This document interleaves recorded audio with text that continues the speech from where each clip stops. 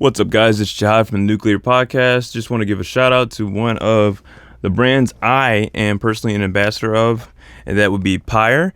You guys can check them out at mypyre.com. They have things from energy to performance and health supplements. And right now they have two lines, Mana and God Mode. I use them for a pick-me-up throughout the day. They have mental and clarity boosting properties.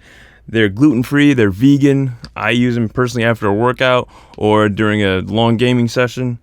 Definitely check them out. And right now you can get a 20% off discount. That's right, 20% off discount if you use my discount code REIGN215. That's REIGN 215. Definitely check them out. They have health and energy supplements and gaming merch. Head over there now.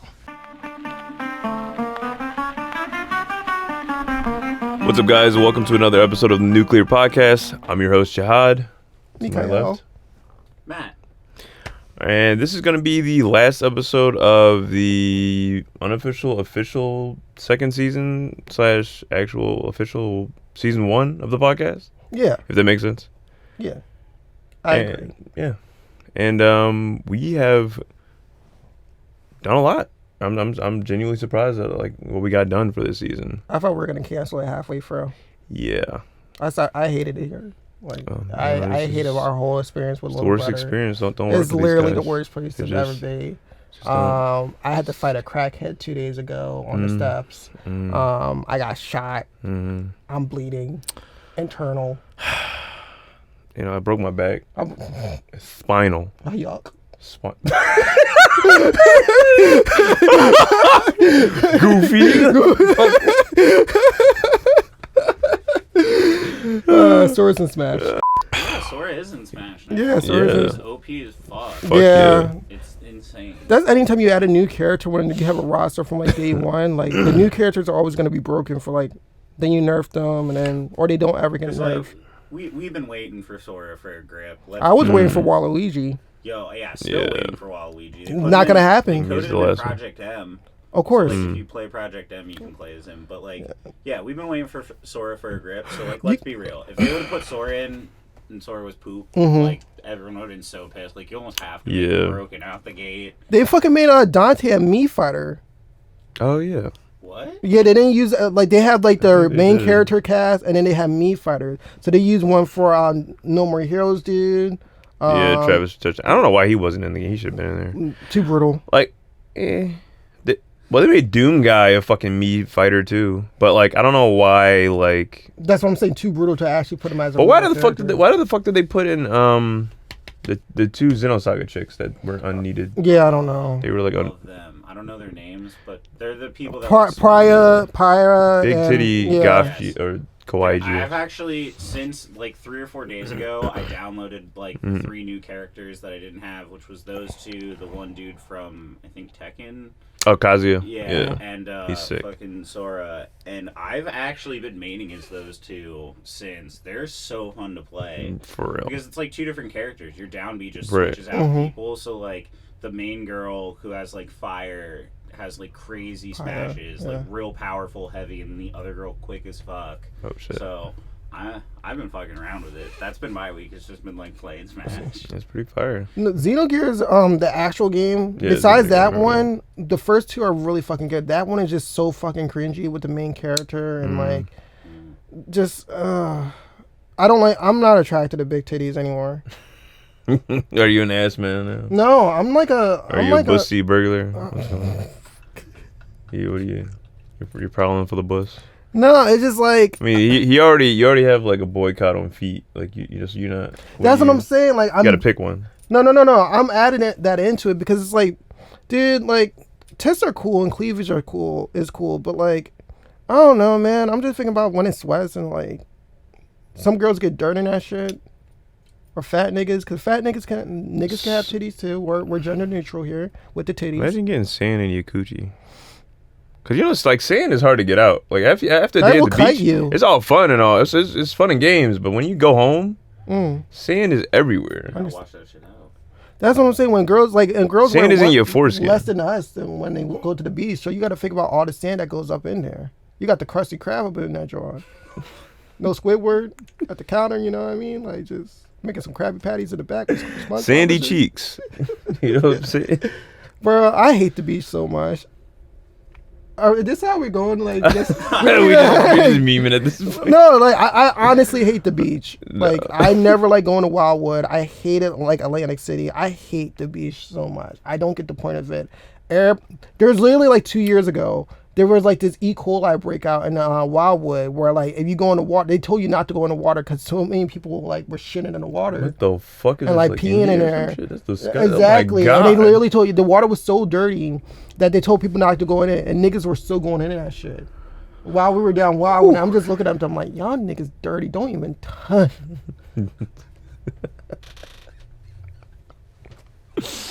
Yeah, all right, let's bring it. So, how are y'all weeks? Oh, I'm sorry, I was in a fugue state. I forgot who the fuck I was for a No, minute. it's good. I started that conversation with the Sorare comment. You so- forgot who the fuck I was? No, for real. All right. Yeah. So, started off. We're gonna start with Matt. How was your week, man? My week was good. Been here working. We had 2 video shoots this past week, which was pretty great. We had a good turnout for them. Really excited to shoot like the rest of the B-roll for it and Word. get those going. And yeah, outside of that, just been doing like some podcast work, that type deal here at the studio, and playing a bunch of Smash back home because I got my Word. roommates into it. Nice. So now Dom's actually like playing on his own and like practicing to like whoop my ass. Plays fucking mains Byleth. Just so Oh frustrating. God, really? Just spams that fucking overhead smash. But yeah, it's been pretty fun. Cool. Been living. What So, about y'all? John? I'm gonna bounce it back to you. Oh shit! That was your- Rebound, yeah, nigga. Yeah. My week had been pretty cool, pretty decent. Was playing a lot of Crusader Kings 3. That's more so like a grand strategy type game where it's just an open map. There's not actual like in-game graphics besides like seeing your character. It's like it's more so the type of game where you kind of more so role play than what the game actually gives you. It's fucking amazing. I love Crusader. I have over 500 hours in the game. I think I have like 50 hours in this week alone. Sheesh. Yeah, when I go in on a game, I go in I hard. see you always playing that shit actually, like on Steam and everything. Yeah, Or Discord. either you see me play Mountain Blade, Bannerlord, Crusader Kings, and for like the last, not anymore, but I stopped playing Tales of Arise because I just got burnt out on it. Like literally, it's just the same shit. Yeah, I can't play JRPGs like that anymore. I really gotta space out my time. Like I gotta play like a shooter in between or some type of action game or something. That and like since I'm about to travel, like I don't want to go too far into it and like not be able to play it for a month and like I'd rather just fall off from it right now because Crusader King I can start with a new character and just go back to it. With like RPG is like where was I at in the story, because I had an issue with Judgment because I'm about to be Judgment right now and I wanted to beat it before I leave because the game I'm bringing with me is the second Lost Judgment. So I was like, oh shit, I haven't played this game in over a year. Yeah. And I forgot to fuck where I Where was was in the he? story. I'm like, what happened? I literally had to watch all the recaps because it plays like a TV show just to catch up. I'm like, oh, okay. Yeah, RPGs are hard to like put down and pick back up. That's why I get why more people are casual gamers just playing fighting games because you're not like invested that much. I mean, it's hard to relearn a combo Yeah. or like relearn your Muscle memory, strats, right. but stories are way different because you're way more invested in a story. True. But besides that, been taking care of shit before I travel. Also, I was supposed to save it to the end, but I'm traveling out the country. I'm gonna be gone for like a month and a half. Just because I always wanted to go. Everybody get your passport. Passport is freedom, and I wanted it for a long ass time. I got it, and yeah, dude, I just can't wait. I'm gonna have a great time. Doesn't mean I'm not gonna be working. Literally doing this to clear my head. Going back, getting dates for stand up, everything else, and I need a new place to write material because I can't write material in my house anymore. It is so horrible writing material in my house. Like besides the podcast shit, like because I use home to edit. When I have to go to writing my material, is like I'm fucking burnt, and I just feel upset anytime I write. Like I can't be funny. Yeah, like you need a separate space for all that, like all your creative ideas. If you I feel saw that. like the first one I added, like the first docket I added for episode 1 to comparison to now, like I made it more simplistic because like I can't even be funny as I was in that one. Like I was writing jokes in the first one, and I was just like, damn it. So like literally it's just being burnt, and I don't want to go on set and have a 5-minute set and feel like fucking, like I know I'm gonna bomb. Like being a comedian, like you know you're gonna bomb. Like as an artist, you know you're gonna put out a bad song, or you're gonna draw a bad picture, or something like that. It's just like you want to be prepared. Right. You want to try. You don't want to just be like, I don't care. No, you got to be on your G.I. Joe shit, knowing is half the battle. You know what I mean? Ooh, this nigga's fit. No hazard. No, I feel that. Like you definitely have to at least try to prepare yourself to, do an outstanding performance. Question to you, and have you ever made throwaway art? Not for schooling, that's different. But like for your own. To an extent, I mean, yeah, I'll doodle every now and then or create something, and I'll start it off as that way, but then it can turn into something like, oh, I'm actually starting to like this, and I just work on it more, and it becomes something that I never thought in a million years that I would actually love and appreciate. It was literally initially going to be something I was just doing for fun. I think that's honestly when you have the best time creating what you love. So when you just do it instead of doing it with intent behind it or purpose, because then it just puts too much stress on your mind. You want everything to look perfect. You want everything to be like 110% like how you expected it to be, and like you're not gonna have fun doing that. The one thing I realized, and I'm about to throw it to you, Matt, as well. I didn't realize how much a perfectionist I was until like I started doing this shit again. Yeah. This is the first artistic thing I did in over like 3 years since like I dropped out of college. So it's like, fuck. Like I didn't realize how like, oh my God, I'm criticizing myself. I'm getting burnt out. I'm getting upset just because of something I wrote, or just because the way I spoke on here or something like that. I'm like, what the fuck? Like it makes you want to hate yourself again, because you like, I can be better. Yeah. But it's not like I hate myself, I'm horrible. It's like, no, I know I'm better than this. But also to you, have you ever made like throwaway content before? Yeah. Will be different for you because you more so added more so. Yeah, I don't know. I don't think I make it with the purpose of it being a throwaway, but like I've definitely started working on shit and like halfway through it been like, all right, this is whack, and then like stopped. I don't know, maybe I don't have the perseverance you have to like keep working on something until it's there, because like that was my like all of my 2D professors' critiques for me was, you don't have the attention span for this, because I get like halfway through something and then be like, okay, like I don't want to do this anymore, and then stop. So like I definitely have a lot of stuff that ends up being like throwaway, where like I have a really cool idea and then I try to start executing it and then I'm like, this is dumb, and then I stop. So that definitely happens to me a lot. But I was curious with what you were saying, do you ever have the reverse of that, where like you have a really cool idea and then start it kind of like what I was saying, and then are like, yeah, this is just not it, and stop working on it, or like toss it? That happens to me so many fucking times, actually.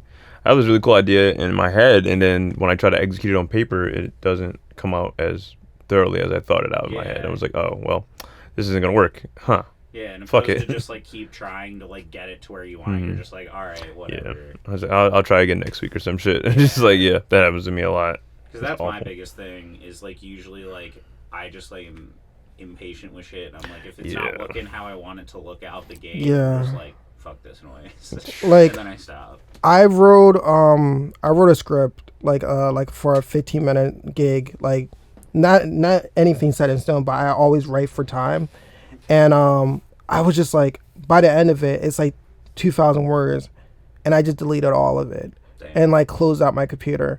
Because I was just like, I'm reading it back. Because once you're in go mode, which you had that tunnel vision, stream of consciousness, it's just blah. But it literally looked like word salad. Like no proofreading aside, it's like, this is not funny. This is not funny. Am I stupid? Am I a dum dum? Like, yeah, I've been. Sometimes when I try to do my best with content, with art, it's like I want to, but then I go straight into like, someone's gonna hate this. and then I hate it. It's not. Right. It never starts with me hating it. It's always the thought that this is not going to make someone laugh. This is not going to make someone enjoy me, and then I cancel it. So as both of you guys are more so people pleaser as well with your art. I mean, you make art more so for you, but you want people to enjoy it too. Yeah. Like, do you ever worry like, damn, fuck what I'm feeling. I might love it, but will people get the vision I'm giving out? That's what I've tried to accomplish throughout the recent years of making my artwork. Because originally, I was making artwork for myself. Like, I was doing like a lot of death metal or deathcore like esque artwork, like concept art and stuff like that for albums. And I like that a lot. But I was like, well, what if I made, that people do like that shit too. We come from that type of scene of music and everything. But I wanted to make other artwork like concept art and stuff people could somewhat relate to. So that's why I started creating artwork that was a little bit more deeper about the human experience and whatnot. I always want to ask you, when you were in Deaf and Ear, do you make the logo and shit like that? Yeah, I made the logo and all the artwork and all that. Yeah. So I was a graphic designer at that time. Yeah. I was making more art than music, which was funny because we just didn't have we just didn't have time to really practice because we were so busy trying to get shows and at least make a little bit of money. So. Yeah, it's another story for a different time. Yeah. But I think to run that out part off, you're the last person. How was your week, man? My week's been great. I took some time off from work to celebrate my 28th birthday. So I made it to 28. 28 feels great, man. I feel it on my knees. Yeah. I'm not Meg the Stallion. I don't have good knees. No, just. Do you feel old? No. It's weird. I do, but I don't. I'm like, damn. Like I say it. I'm like, I'm 28. That's crazy, but I still have the face of like an 18-year-old or something. It feels weird. I don't know. I feel weird. Like black don't crack. So I think it's more so like I've been taking care of myself, and I can see that. And you can still stay young. Just drink water. Drink a lot of water. Skincare routine. Exercise. Rose water. Oh yeah, rose water hit different. Yeah. Like you ever have like a bidet with rose water in it? Hit the back of your ass crack like off a backboard on a basketball court. Yep. Kobe. But yeah, celebrating my birthday week, I guess. I didn't really do too much on the day of. Just went out to eat with family, which is great. But I'm gonna be doing some more stuff during the week, during the weekend. I'm getting him drunk. Oh God. Yeah, we're probably gonna go drink after this, honestly. Fuck yeah, gotta celebrate, bro. Other than that, I've been working on some stuff for the spooky season. It's about like 2 weeks, a week or whatever left in October. A week and a half, yeah. Yeah. So I got some stuff coming out. It's gonna be like limited to very Halloween themed merch, I guess. It's gonna be coming out. Fuck yeah. Like the movie, like Halloween movie, or possibly, yeah. Okay. But mostly like horror movie esque, like Halloween spooky shit coming out. Dropping that pretty soon. I've been working on that. I've been playing like a lot of indie video game titles. Like I think Supergiant's like one of my favorite indie game companies. They made Bastion and Transistor. So I've been playing Transistor lately. Did they also make Hyper Light Drifter? No, that was Heart Machine. Okay. They're coming out with another game too called Solar Ash, which is a great game too. Hyper Light Drifter. One second. Midnight Express. Do you see that game? The beat 'em up Midnight Express game?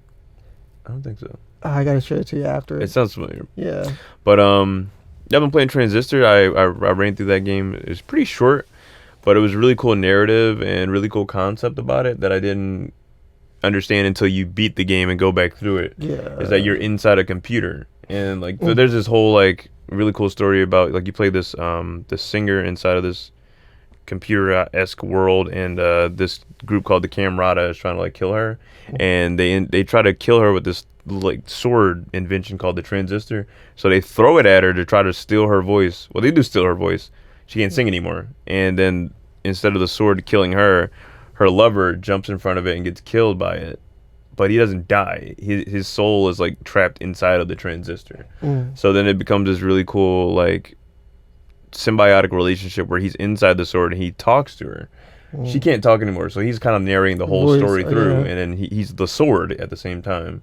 It's a really cool concept. And if you own like a PlayStation 4 or PS5, you have like the little speaker inside of it, so the controller actually talks to you. So he's talking straight through Oh, the that's controller. fire. It's fire, and it lights up at the same time, like because the sword lights up in the game. Oh, I had and it on lights PC. up on the I never controller. had that before. It's fire. That's You way gotta- better. Yeah. If you have, I think if you hook up a PS4 controller, it might do the same thing. But Cool. really cool concept. He narrates everything that happens in there, and it was a great time. And running through it again on a harder difficulty, trying to platinum it and everything. I'm having a fun time. Exclusive? What's up? Is that on Xbox? Nah, it's on like everything. Yeah, it's on I think, everybody. yeah. I think everybody got that game for free at some point. Yeah, at some point, definitely. Yeah. It was on like, like, just check your library, everybody. Like that game was Yeah. free like 255 times. yeah. It's definitely a fire game. Transistor, Bastion. Next I'm gonna probably play Hades. I want to get that. I figured that's the game perfect for you. Like Yeah. high skill, like Roguelite. Yeah. I like roguelites a lot. That's really fun. And been running through Risk of Rain 2 again. Hmm. I gotta get you all on it. Like I tried it played with it you and your once. mans, and that Yeah. shit was fire. It's just like those are. I just don't play multiplayer games like that. why? Anxiety, Why? performance. Hold on, anxiety. first of all, I feel offended because like you got me the game. you and your mans. Well, yeah, but also you and your mans sat there and beat Streets of Rage 4 all the way through. But you ain't going. You gonna sit here and say you don't like multiplayer games with the homeboys? It was a pandemic. Nigga, fuck a pandemic. I'm talking about a pandemic. Nigga, what are you talking about? Like, Understandable. making money with the homies? Understandable. See, you fucking with a bag. See, I understand. I'll try. No, all jokes aside, when I come back, I don't. when I come back, I promise that we will play a game together. Battlefield's about to come out 2040. Well, Big facts. I don't think it's 2042. Whatever year. I think Is it? it is. Yeah. No, because they made one back in the day called 20. The futuristic yeah. one. Which would Yeah. have been dope if they brought that back instead of. But whatever. I like mechs. Titanfall 2. Rest in peace. Yeah, respawn, fix the game, servers. please. Poor favor. You do. But yeah, Yeah, man. Video games are awesome. yeah. Play with your friends. No. I said play with your friends. All right, so guys, this being the last episode of the first official / second season of the podcast, we wanted to talk about sort of how the podcast came to be, and I think the best place to start off was during the pandemic. Yeah. That was a rough time for everybody. We faced a lot of adversity. There was a lot of fear, uncertainty, and doubt. Yeah. And how you feel about that? Yeah. For me, it was like such a weird time because at first it was like being laid off from my job because of the pandemic. 2, it was like, oh shit, is that gonna be my I had a plan to go back in like May, and then May became July. It was just like, oh shit, no, nothing. Yep. So during that time, like, you would be the only person I would hit up on a regular out of most of my friends. It was like you and a few other people that was hit up every now and again, play video games with Raph for a bit. But like for the most part, it was just like me hitting you up. And even when I had my partner, like it was more so me hitting you up, just giving me like a rundown. And I was just like, oh shit, we should we already had plans to do it for like the last 2 years, but it was like now is the perfect time because we don't have anything else better to do. So much, it kind of yeah. just turned into, hey, let's just start recording. And granted, we had shitty kits and all that. It's not, we leveled up, but like it was still something good. Like I still keep those episodes to listen to sometimes because like it's cool to listen to from season 1, even though like our failed episodes and shit. Right. Yeah, we made a lot of big improvements, especially thanks to you guys, that little brother. Thanks, man. Yeah. Yeah. Of course. You guys are fucking awesome. Yeah, you're welcome. Yeah. Y'all are fucking Thank you, bro. Respect. No, man. It's yeah, we've definitely blessed you guys with our presence, and like, true. you know, Brought a you little know, color we to should- the equator. Yeah. you know, we had a little seasoning to the, No salt bait. you know. Definitely a lot of toxicity. A little- too. All right, real shit. Are we like some of the most toxic people that come in this too? Yeah. Oh, yeah. I mean, you were the first like to drop the hard No, R no, several no. times, colorized. This has been disproven. Oh, we shit. had other people drop it prior, rappers and shit. Like No, but hard R. yeah, hard from what Vic said. With the Rappers? Nani. Not like in verse, but like in studio, like the bull that hit y'all up to be on the cast. Mm. Like, Oh. he's also He seems very like Boyle that toxic. would do that. That's funny. So, Cool. Okay. Good to know. but yes, still, has been quite a fucking time having y'all here. I want to ask your opinion real quick. So, how was your like experience with us? Like overall, Mm-hmm. honestly, fucking great. Like y'all. That's the thing is, I feel like when we come in and like record shit, it's not just like, oh fuck, like I gotta go in and like do this session. Like we fucking bullshit and we shoot the shit, you know. Like chill with y'all like outside of this, you know what I mean? And it's like, it's nice coming in somewhere and being like, okay, cool, like I'm gonna be laughing my ass off today. Like we're gonna get a lot of fucking good content and like making something also that like I fuck with, you know what I mean? Like this is some shit that like I would listen to like outside of just like recording the thing, you know what I mean? Like y'all talk about real shit on the podcast, like being involved with it is really fucking fun, and honestly like it makes coming here much better for me because I'm like, cool, like I'm doing something fucking that I fuck with today, you know what I mean? Like I'm doing something that like genuinely means something to me that I believe in, and also like it's just funny as shit being a part of, you know what I mean? Yeah, you're welcome, because like I really had this vision, you know what I mean? And I really had this vision for us. And when I put this team together, I really thought Matt should speak. You know what I mean? And that was my idea. That was no one else's idea. That was my idea. And like I do want to take credit for that, because like if we would have had it your way, you would have let the nigga be silent, because you didn't even know nigga before me. Oh, okay. I'm sorry. And then I was just like, hold on. Lick me like a lollipop. Let this nigga speak real quick, and like let this nigga have like a personality, and like it worked out. And like you guys really don't give me my credit, and that's the weird thing I find out about like all this shit. It's just like I just really deserve so much fucking credit, hair flip, and I didn't get a thank you yet, because it was my idea to start the pod. It was my idea to bring us all together. It was my idea to put us in a stew. You know, like it was my idea for everything. And I'm really like Martin Luther King and Mother Teresa with a snapback on. So like, where's the snapback on? What the fuck was the and snapback? I really like, I really feel passionate about what I do, and this is my craft. Like I'm really putting shit together, and like y'all gonna see in the future. Like I'm really like Gandhi without the underage girls and shit. I'm like Gandhi with food, God. Nigga. No hunger strike. What's your opinion on that? What's your stance on that? I fucking hate you so much. Yo, y'all do gotta give me my flowers though. Cut that. Y'all gotta give me no, keep it. Like y'all really gotta give me my flower. Like I'm really outside. Like I really put this shit together. Like I'm really out here. Suck my dick. Damn. No, but all jokes aside, it's really great that like we all came together. Honestly, I wouldn't be here without. I always give you your fucking flowers. Like shut the fuck up. Oh. You know I fucking love you, dog. But like it's really great that we had chemistry right off the bat. It's really great that we all kind of like, we had issues going through the season. We kind of work on them. We're growing and shit like that. And even during it was like, this is my first year being a 1099er.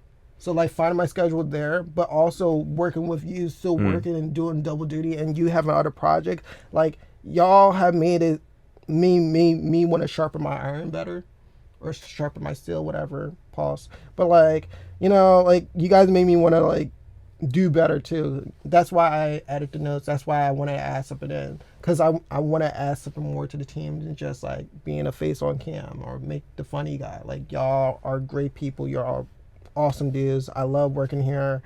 I love you, bro. Like you're cool as shit. Like we hit it all right out the back. No, seriously. Like I'm surprised. I mean, if he was cool with you, I already know he was gonna be cool. I never met someone that you're not cool with besides nigga.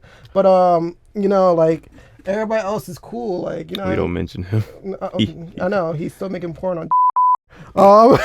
But he's gonna watch this and kill himself. Who cares? Fly high, nigga. This is so fucking toxic. We don't control suicide over here. But all just aside, like it's really great that like we all came together and worked on something. Yeah, that was great. Yeah, going back to talking about the pandemic, it was a very trying time. It was a dark time of uncertainty, where I was also laid off or put on like temporary leave. Right. And then a couple days turned into weeks turned into months, whole year and a half, you know. And I got back to work probably in around June this year. Yeah. So I've been back to work for a couple months. And you got to really think about it. Like for you, weren't you kept like? For me, it was like the same way. Like you were preparing for a day, and then that day come around, I was like, nope. Yeah, they just kept extending it back. Like we kept getting emails and emails from HR.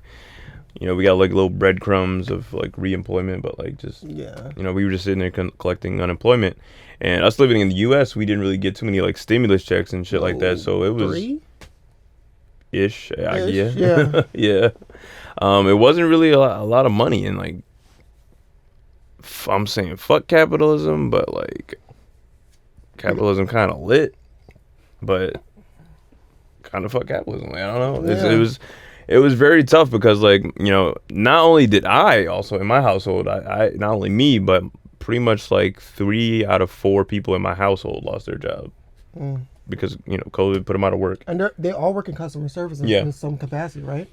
So yeah, that's the main field where it's like you can't do that from home. No, absolutely not. Yeah, we didn't have jobs that. Like you're working at a factory, you're chilling. Like you can like social distance, but your job is actively to greet people and make them food or do something of that sort. Or you sit in like a back office with like 4 other people, and your chairs are close to one another. Yeah. Unless you want to cut back people's hours, but I mean, still, it's very dicey because it's a closed off area and COVID. How do you maintain your sanity during that time?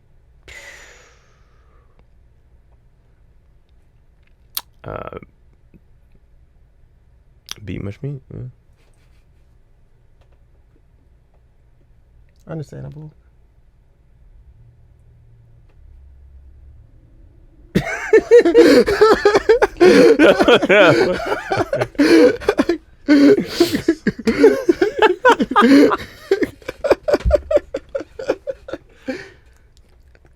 Fuck.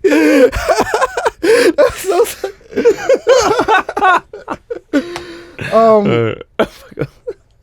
Damn it, nigga! Like, No. that was like a perfect setup, and you know, I was knocked it out the park. All right. With all due respect. What else? In all seriousness, in the beginning of the pandemic, I was like, "Oh shit, this is lit." You know, we had a couple weeks off of work. I don't really like going out anyway. I'm an introvert, so I was like, "This is perfect for me. I get to stay in, play my video games, get more sleep." Yeah. Draw. I had a lot of opportunities to produce more work, brush up on like projects and things like that I didn't get to work on before the pandemic. Did a lot of like remodeling, and I definitely got a better setup for what I wanted to potentially do, such as like I wanted to start streaming for Twitch and whatnot, or make a gaming channel or something along those lines. I got everything pretty much set up, but the space I'm in right now, it's sort of what you said about like writing your creative material. Like it's not the ideal space, as you can probably tell from our previous episodes when our internet would go out at like 2 a.m. and it would completely ruin the episode. Or just the time that we had to record. Like there's always had to be late at night or something of that sort. Yeah. So, yeah. It's not the best space to do all that right now. So that set me back a little bit, but at the same time, like it prepared me. Like I have everything necessary to do that. I just need a different space to have that all done. But that's pretty much how I kept my sanity. I still played video games online with a bunch of my bros from New York. I've been buddies with them for like years. They became my best friends. That's why you should play video games with your friends, you know. Allegedly. Because it's like, it's almost like you guys are like friends. And, you know. Yeah, but there's certain activities that you can do with your friends. I mean, we're not playing like fucking League of Legends. Like, we're not team solo mid. Like, fucking, we're not in tournaments and shit. I play League. I play League and Dota. Nigga, you hate yourself, don't you? Kinda. Why do you think I'm about to leave the country? You don't get no bitches, do you? Get a lot.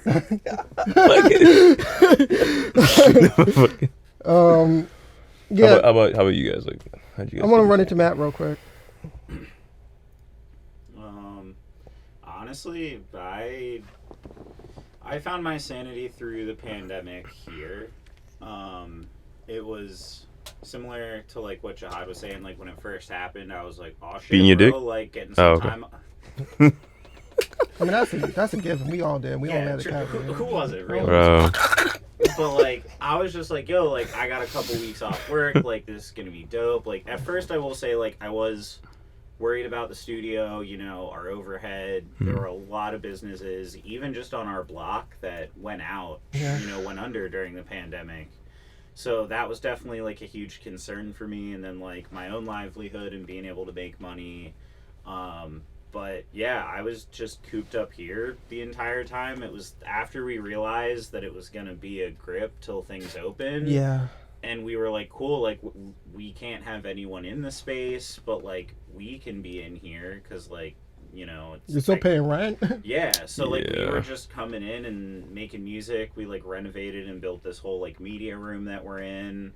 So like it was actually a huge up for me because it gave me the time to like practice my craft a lot more and renovate the space so that like when everything finished we could like come out the gate swinging, which we did. Yeah. So I honestly like, I don't know, that time was like very cathartic for me. We wrote like a lot of music. I made a bunch of art.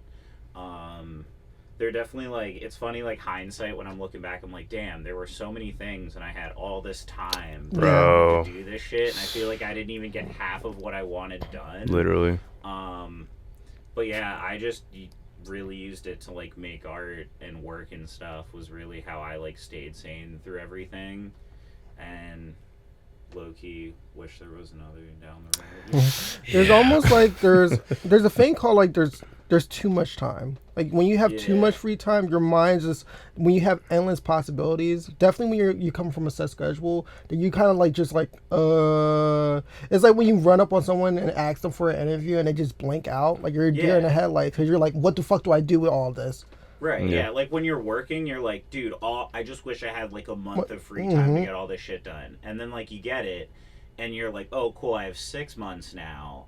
After month 1, you You're kind of like like- fall into like, cool, like I have all this time, it doesn't matter. And then you're up till 4 a.m. playing Animal Crossing. every Yeah. And then you look back and you're like, damn, I really put like 100 hours into Animal Crossing this week. That's kind of fun.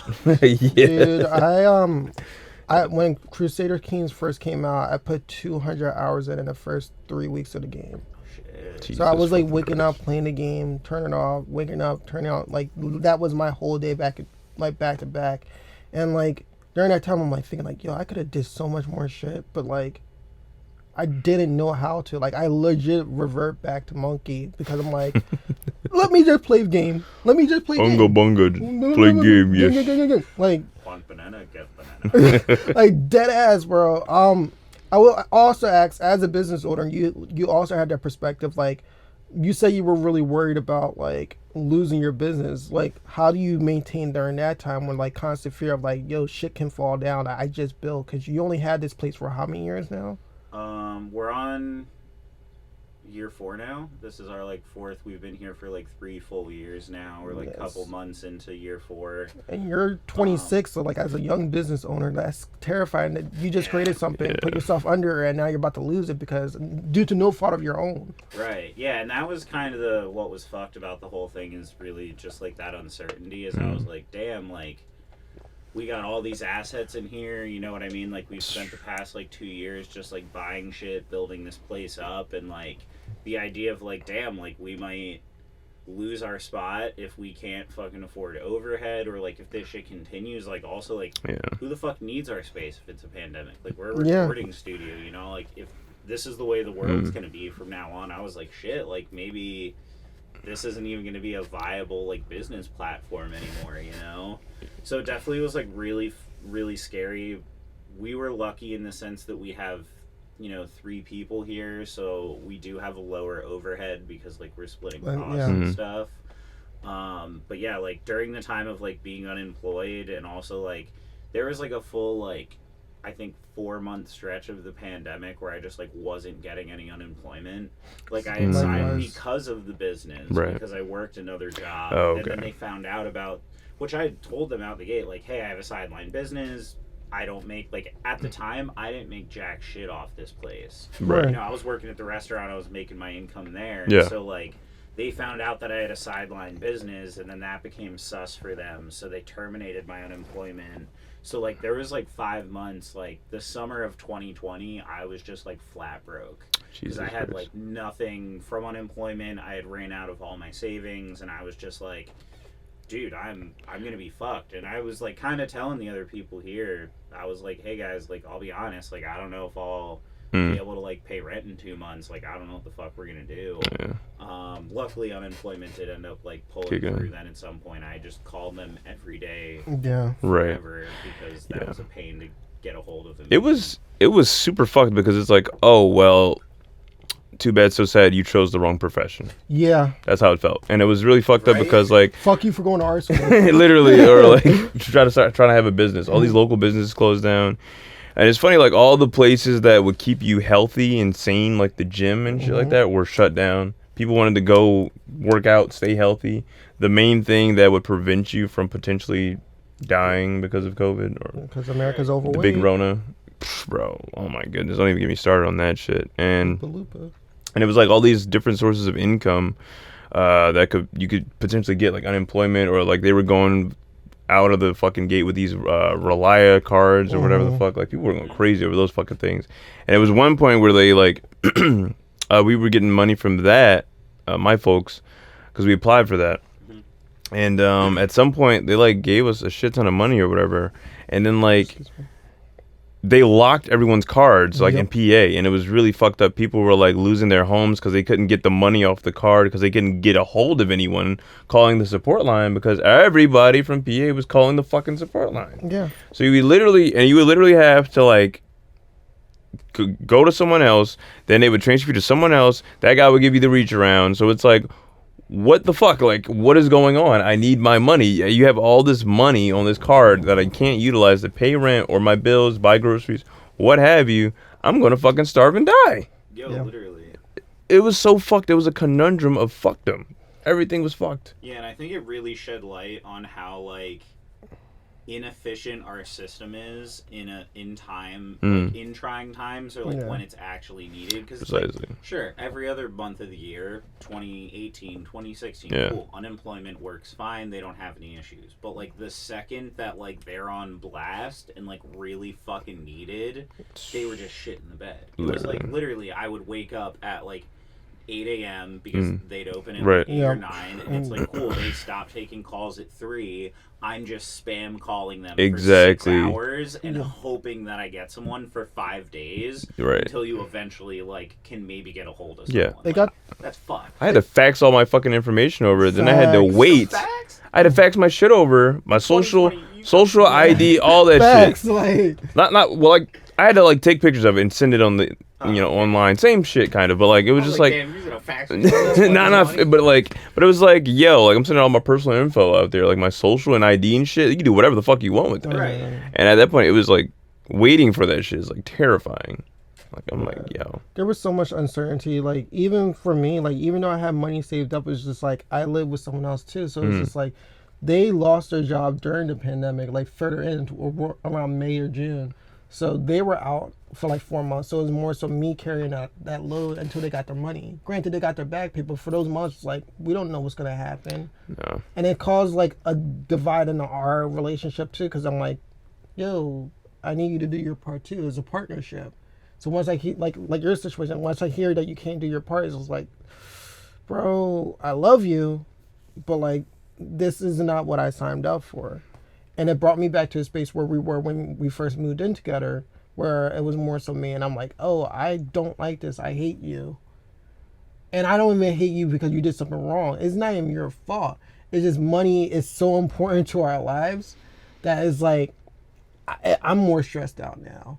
And I like you being here gives me peace, but you having finances also give me peace. And that was really stressful too. So like going through like calling unemployment, making sure like he has his unemployment up, making sure I'm keeping record of everything. They fucked me as well. And I was lucky because when I got I signed up for unemployment February, like literally right when the pandemic like was about to start off. Our job closed right before that. So I got it when it was like not packed. But my shit ran out earlier than everybody else's. So when shit wasn't still open, I had to reapply, and that's when I had to do the long wait. Shit was horrible, man. Like finances were bad, but I will also say as a silver lining, I was happy I got it when I did because I was able to maintain like shit. Like I to be fair, I'm good now. Like I would say I'm super privileged. Like definitely, given like we're not gonna talk about that, but we did I didn't have to struggle that much. Right. And I'm really happy for that. Smart investments, smart investing in myself, not blowing it on stupid shit. Like, I'm really privileged because I know a lot of people like struggle way more than I did. Yeah. So I'm thankful to having like a good support group. I'm thankful like that my friends hit me up. I'm thankful to even having a partner during that time. Like, shit could have been way worse. Like, keeping perspective is key. Shit was bad, but it could have been worse. Absolutely. Yo, big true. Both of y'all lived with people Mhm. throughout the whole pandemic. What Yeah. was that like? Because for me, I was living by myself the whole time. Shit. Like, do you find it like better and more comforting living with other people throughout that? Like, what was that like for y'all? I think it was sort of like Mike's situation. Living with my folks, they started to argue. They started to fucking Like, cooped up together. yes, bro. They started to drive them insane. So I was like, yeah, I'm never getting married. This is the exact reason why I'm not getting married. Can't fucking do it. I'm sorry. Like, I love you out of death, and I'm here for a reason to like help you out and support y'all. You know, before I go. But like, You're like, I can't do this. this ain't it, Chief. Absolutely not. This is not it, Chief. And I just didn't really have like peace and privacy like when I wanted it to. Right. So, it was sort of like a double-edged sword. You know, it was sort of like there's benefits to this. Like, we all have funds saved up, and we can sort of like play off one another and help each other. Where, you know, stuff around the house, renovations, or hey, it's my turn to go buy groceries, what have you. So we were in a comfortable spot, but it was also like definitely a lot of fear and uncertainty there. Are we gonna lose the house? Are we ever gonna go back to work? Like, when will the money run dry, or how long are we gonna be in this situation? But ultimately, things turned out okay, which is good. Hell yeah. For me, I would say more or less the same thing. I would say it literally reverted me back to like a dark time, like growing up and having like seeing my mom and stepdad go for shit and like money. And now since I'm actually living those years, like once again, like it's more stressful to see like, oh shit, I don't want to repeat behavior. I want to break that cycle. I don't want to act like my mom, and I don't want my brother to act like my mom with money. I don't want to act like my stepdad. Like, it got me to a place where I'm like, oh shit, we might struggle for the first time, and like I can't call my mom for it because she's fucked up too. She lost her job too. I can't call my sister because she's like unemployed too, somewhat, because she's a 1099er as well. It's like, to feel like you don't have anyone, and it's a constant feeling that I always had, and like I always put the blunt on me when it comes to finances. Like, I set it up where if my brother falls down, I'm essentially my brother's keeper. And the fear of like losing that and reverting back to like a stage where I might be homeless again had me terrified. Like, that's when I was like at my lowest point, and I kind of separated myself from my brother a lot, even though we live in the same house, which is like relatively close. Like, I will wait for him to get food and like keep my door closed and then come out and get food. Or I'll wait for him to take a shower for me to like walk around and listen to music, because that's how I clear my head. I would try to isolate myself from him because I knew if I had to talk about finances, I was gonna get angry. Like, I was gonna get mad. And we already have a history of like me getting like angry to the point of like violence with him. So me thinking about finances, me thinking about more so that, because that's how I work. Like, if he can't be serious with me about it like I am, I will just snap. So it came to the point where I had to sit down with him and be like, yo, I got you. Don't worry about it. I love you. I got you. But for the first few months, I'm like, holy shit, dude. Like, I don't want to be here. Like, I need to get out the house. Oh, wait, I can. Right. Yeah. And there was something to that where, like, when you live with someone and you guys both work, you still do have that peace. Like, oh, he works morning shift, I work night shift. There's a part of time where we can overlap each other and see each other, but I know you have your own life. When we're living the same life and I have to hear you watch a video that I don't like, or like more noises when you just want peace and quiet, when you want that privacy, maybe to jerk off or something. Like, you're jerking off, you hear them get something for the refrigerator, you don't even want to jerk off anymore because now you're thinking about incest. Like, you know, like, it ruins the vibe of everything you're trying to do when you want to eat, when you want to bring someone over. The few times I did bring someone over, it's like bringing out, oh, I don't want to get the Rona. There's so many things that it like fucks up because you want to have your own space. That is like, oh, I was thinking about moving out during that time, and it took us a while, but it was stressful. It was really bad. Like the days I was alone were the best days. Like when he went to like his friend's wedding and whatnot, or to hang out with them, it was just like yeah, just wiggle around, like booty hole up. Like it was a great time. But how about for you? Like I know you said you were alone, but like how was it being alone in your own head? Oh, see, I loved it. I'm like very much an introverted person, and like I really, really enjoy solitude. Like that's been one of my struggles now. Like that I've moved in with two other people is like what you were saying. I can't find alone time or literally peace and quiet unless I'm up till like 4 a.m. past because everyone's a night owl. Yeah. So during the pandemic for me it was actually phenomenal. It was funny, like my family would be like, you can come stay with us, you know, like if you need, like if you're lonely or whatever. And I was like, nah, dude. Like no. And I'd like wake up on my own terms. I'd like do whatever the fuck I wanted, you know. Like I would just come to the studio all day and then go home and like be alone at night. And like, sure, maybe there were times where like, damn, like it would be great. Like you were saying, like if I was partnered or like some shit, and I was like, I could have someone to like spend this time with.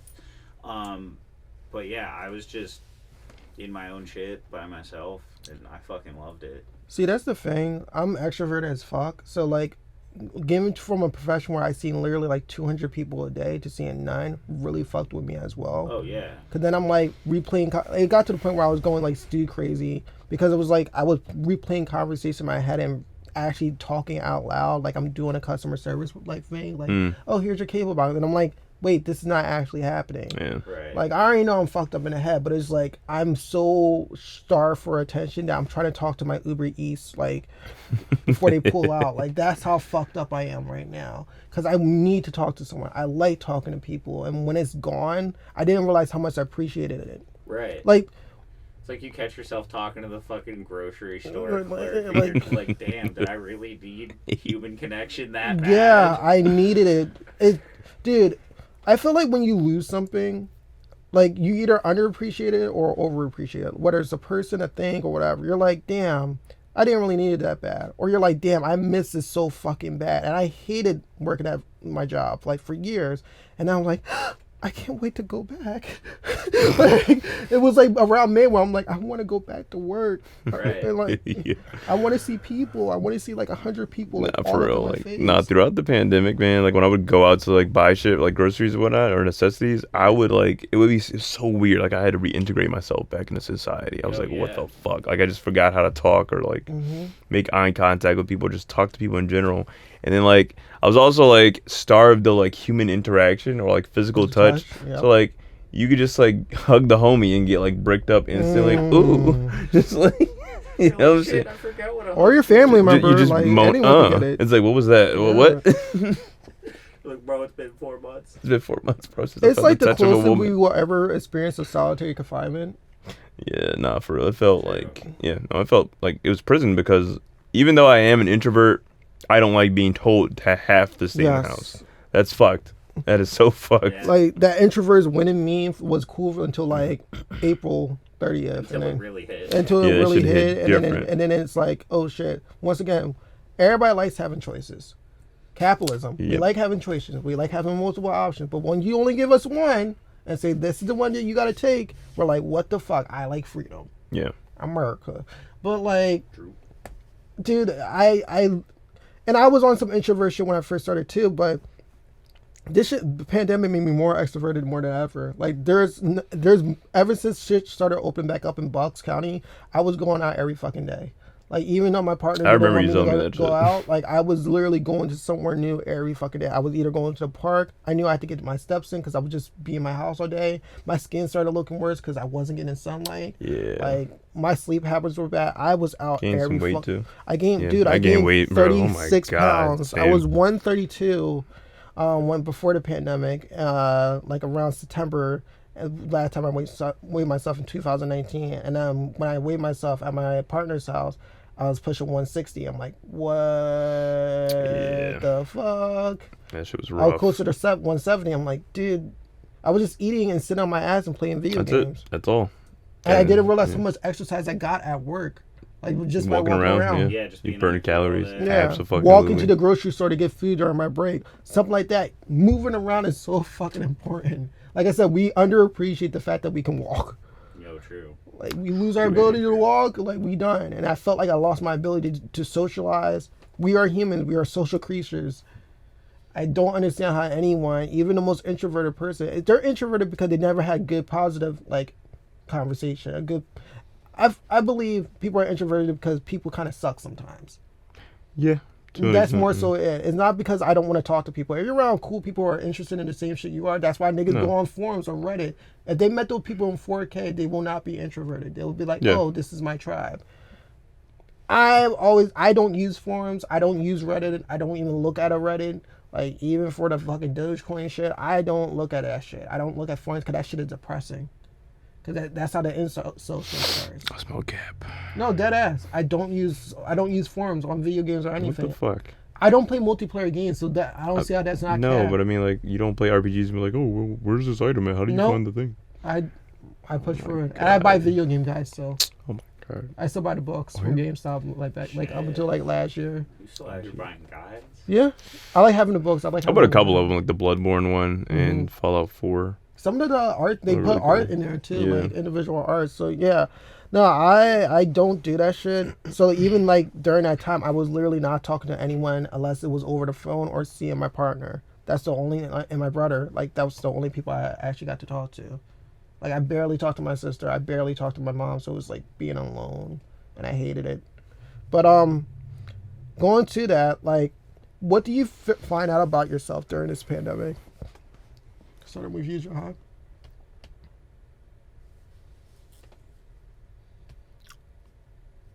I got nothing. I don't know. Really? You didn't? No, no. You didn't make any no. big changes about yourself? No growth, nigga. You 80. I'm that nigga. Respect. I understand. Respect, though. What about you, Matt? It's a great question. You're welcome. I would probably say that the biggest takeaway for me was probably that I need some semblance of routine in my life because I realized that like the weeks that I like didn't, that I'd be like, let me just stay up all night or like let me just binge eat because I found out GoPuff was a thing. No, it was so unhealthy. Jesus Christ. That's where all my weight came from. It'd be like, whoa, 2 a.m. Oreos and ice cream? Okay. But yeah, then like there were weeks where it'd like come in waves and I'd like work out every day. I'd try to wake up at a good time. And like I found myself much more productive on those days. So that was like, I guess the main thing is I kind of realized that like I need routine, especially with that much like control. Yeah. Like it's like you have all the free time in the world. You can do anything you want, kind of, because everything's closed. But it's like, yeah, like what are you gonna do with that? And I realized that like I really just need like to hold myself to like a disciplined routine. Like really made a big difference in my life. Word. What about you, Mikhail? Yeah, I was trying to throw it to him before it came to me. I would say for me, it also routine is very important, but like I'm not mentally okay. Like that's when like I was good. Like you can even say like a couple years, I wouldn't talk about the shit I'm talking about now. Like I was like toxic, but I wasn't like as dark as I was considering myself now in terms of humor. In other people's eyes, I don't think I'm that fucked up. But allegedly. But but I realized I kept replaying because I was alone. I kept replaying every conversation I had with someone. And like I would just stare at my ceiling most days. If I wasn't playing a game, I was staring at my ceiling, just in my room, and like thinking about, yo, do I really appreciate these people? Do I appreciate myself? That's when I had my whole identity crisis on that last episode. Like I don't like myself. Why did I make my whole life about my friends? Is it because I don't have a family? Do I really want a partner, or am I just using this as a placeholder because I'm alone? Like, is this a pandemic partner, or is this like someone I want to bring out the pandemic? I was questioning everything about myself, and I realized I take myself too seriously. I overthink a lot. I literally spent a whole year thinking about life, and I didn't allow myself to chill. Like during the whole pandemic, I never had a day to chill. Even when I'm playing a video game, like video games stopped being fun for me because I use that as an outlet when I had something to do. Now since I have nothing to do, it's not an outlet. Yeah. It's literally like an addiction at this point. I'm just getting my fix. Yeah. I need a routine. I needed something in my life to give me stability, and that doesn't mean I'm like a 9 to 5. I just needed something, and yeah, I needed to clean up my friend group. I needed to clean up a lot of things about myself. I needed to clean up my finances, and clean up my family dynamics, how I feel about certain people in my family, and like I need to express myself more and let myself be heard, but also not be a fucking asshole to people, and like learn when to say shit. Because I always thought I was like the voice of reason. That's why I would just speak for other people.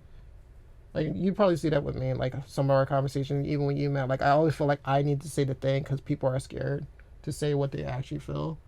And that's not my place. Like, yeah, I want to help you, but I'm not Oprah. I'm not Steve Harvey. I'm not Dr. Phil. I'm not... But do they really help people? They don't. But that's it's all sensationalized and for media. Yeah. But, like, I'm not trying to... I can't fix anyone's life. And I try to always be that person. I try to be the hero of the story. I try to be the anime protagonist. And nah, people are gonna people. And I needed to stop. You gotta do you. And my room's not even clean. Like my room, figuratively, my room is clean. But I want some Jordan Peterson shit. But like, you got skeletons in your closet. Like my shit, my mentals you got dirty laundry. Yeah, like my shit is out. Smelling like dingus. Like, bro, and I need to clean up myself before I start criticizing other people about what they're doing with their life. The extremes, the real bad shit, yes, I'm criticizing, but most of the minor shit is like, that's not about me. That's about you. What about you, Jihad? Yeah, on a serious note, I definitely relate to what you guys were saying about routine. Routine was one of the major things that I lacked during the pandemic because it was the same thing with me, just getting up, not really eating well, just straight up drinking a cup of coffee in the morning. That's how I started my day. And then I would just eat like bullshit for the rest of the fucking day, like snacks with trash food and gain weight and play video games. But routine is extremely hard to manage, and that's what I really had to lock down was like a micromanaging routine and other little shit in my life. Right. But also, I also got rid of I realized who were truly my friends during that time, and I got rid of like fake friendships and I'll be like, those are people like I thought at that time I appreciated and they appreciated me mutually, but they just didn't have the same respect for me as I did for them as individuals. And I'm grateful for that, honestly. I would rather be surrounded by, you folks, you great gentlemen, instead of those people that I, thought were the homies. They weren't. But I'm also grateful for the family, the friends, the roof over my head, all the shit that I have at my, wouldn't say disposal, but like that I've been given in life. You know what I'm saying? Like I appreciate all that. And during that time, during the pandemic, when everyone got laid off, it was like, it was terrifying. It was startling because like, again, like I felt like I was going to be back in the position I was years ago, being homeless with my family and whatnot. So I'm grateful that we're not there anymore and that we were able to get through all that and still remain stable in the household. It was tough. I think you bring up a good point, and that's to finish off my thing, like realizing like who's real in your life, and that's really subjective. Real is like it's a one person perspective thing. It's not like a monolith of this is what real niggas is and this is what fake niggas are.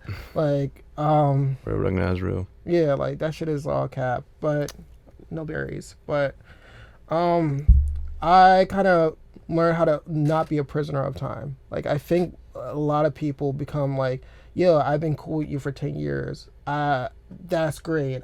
No matter who the person you are now, I'm still going to only reminisce about the person you were. And like during this time period, a lot of people like kind of like you start thinking about like, oh, even that minor offense, like once again, checking yourself, but like also checking your friends. And like certain grimy shit happen. And I'm like, yo, what's up with that? Like now I'm really thinking about it because now I'm not seeing you. So I'm not thinking about like, yo, why did I condone this? Why did I think this was okay? And coming after that, I'm like, I appreciate you for the time that we shared, and I'd rather hang out with you when we have better times. But since we're not having it anymore, anytime I'm hanging out with you or anytime I see you post pandemic, it's like it doesn't feel the same. Like we lost something. It's more so I'd rather end our relationship here in a hope that it might come back better when we're a little bit more mature. But like, let me just keep the past version of you because the present one is kind of shit. Another thing I want to add to that is I feel like it was definitely a time of growth. To piggyback off of what you said there is that I feel like certain times, especially during that time, is you outgrow people. You definitely don't remain the same person you were 7+ years ago. I think everyone changes every couple of years at some point. Like you start to mature more. You're not into the same shit you used to be into. You know, you stop relating to certain people around you. Yeah. So you have to just be like, meh. I mean, we were good, homies back in the day or, a couple years ago, but like you're not the same person I used to, or maybe you might not be the same person that they used to know. And that's totally fine. You're within your right to be that. But like, as long as it's positive, like some people don't, they stay stagnant. Like holding on to what like the friendship that you used to have, or like how things used to be, like you were saying, just like reminiscing the entire time. Like if your whole relationship is built on like reminiscing on what you used to do and not like what are we currently doing or what are we going to do, like it's not healthy. No. You brought it up on it wasn't in the actual pod, it was when we blacked out. Like, yo, you were talking to some of your homies and they were like, yo, remember when? And like, yo, we're all in our mid-20s, well, late now, but like we're on our mid to late 20s. Like, dude, we're not even hitting our prime yet. Like your prime is like 29 to 32. Like that's when your actual prime. Like even then you're still young when you're like 40. Like in the perspective of life, why the fuck are we reminiscing? Why do we want to always stay in high school? Yep. Yeah. Like, you're like, oh, the best times, like we were all together. I was broke. Like, cool. Like we had some fun, we did some dumb shit, but like we're gonna be doing crazier shit. Exactly. It's all about the future. Your 5-year plan. You know what I'm saying? Yeah. Like, remember we used to write that shit in high school. Yeah. What are you doing in the next 5 years? Like responsibilities, having fun with responsibility feel better when like because you earned the right to have fun. Rather than just having fun because you're young and dumb. Because then you didn't really have money. Oh, yeah, you made $10 work. You think $100 is a good time. Yeah, like, you go out and spend it on weed for the week. Exactly. Like, some video game, some date that you're going on. Like, some bullshit.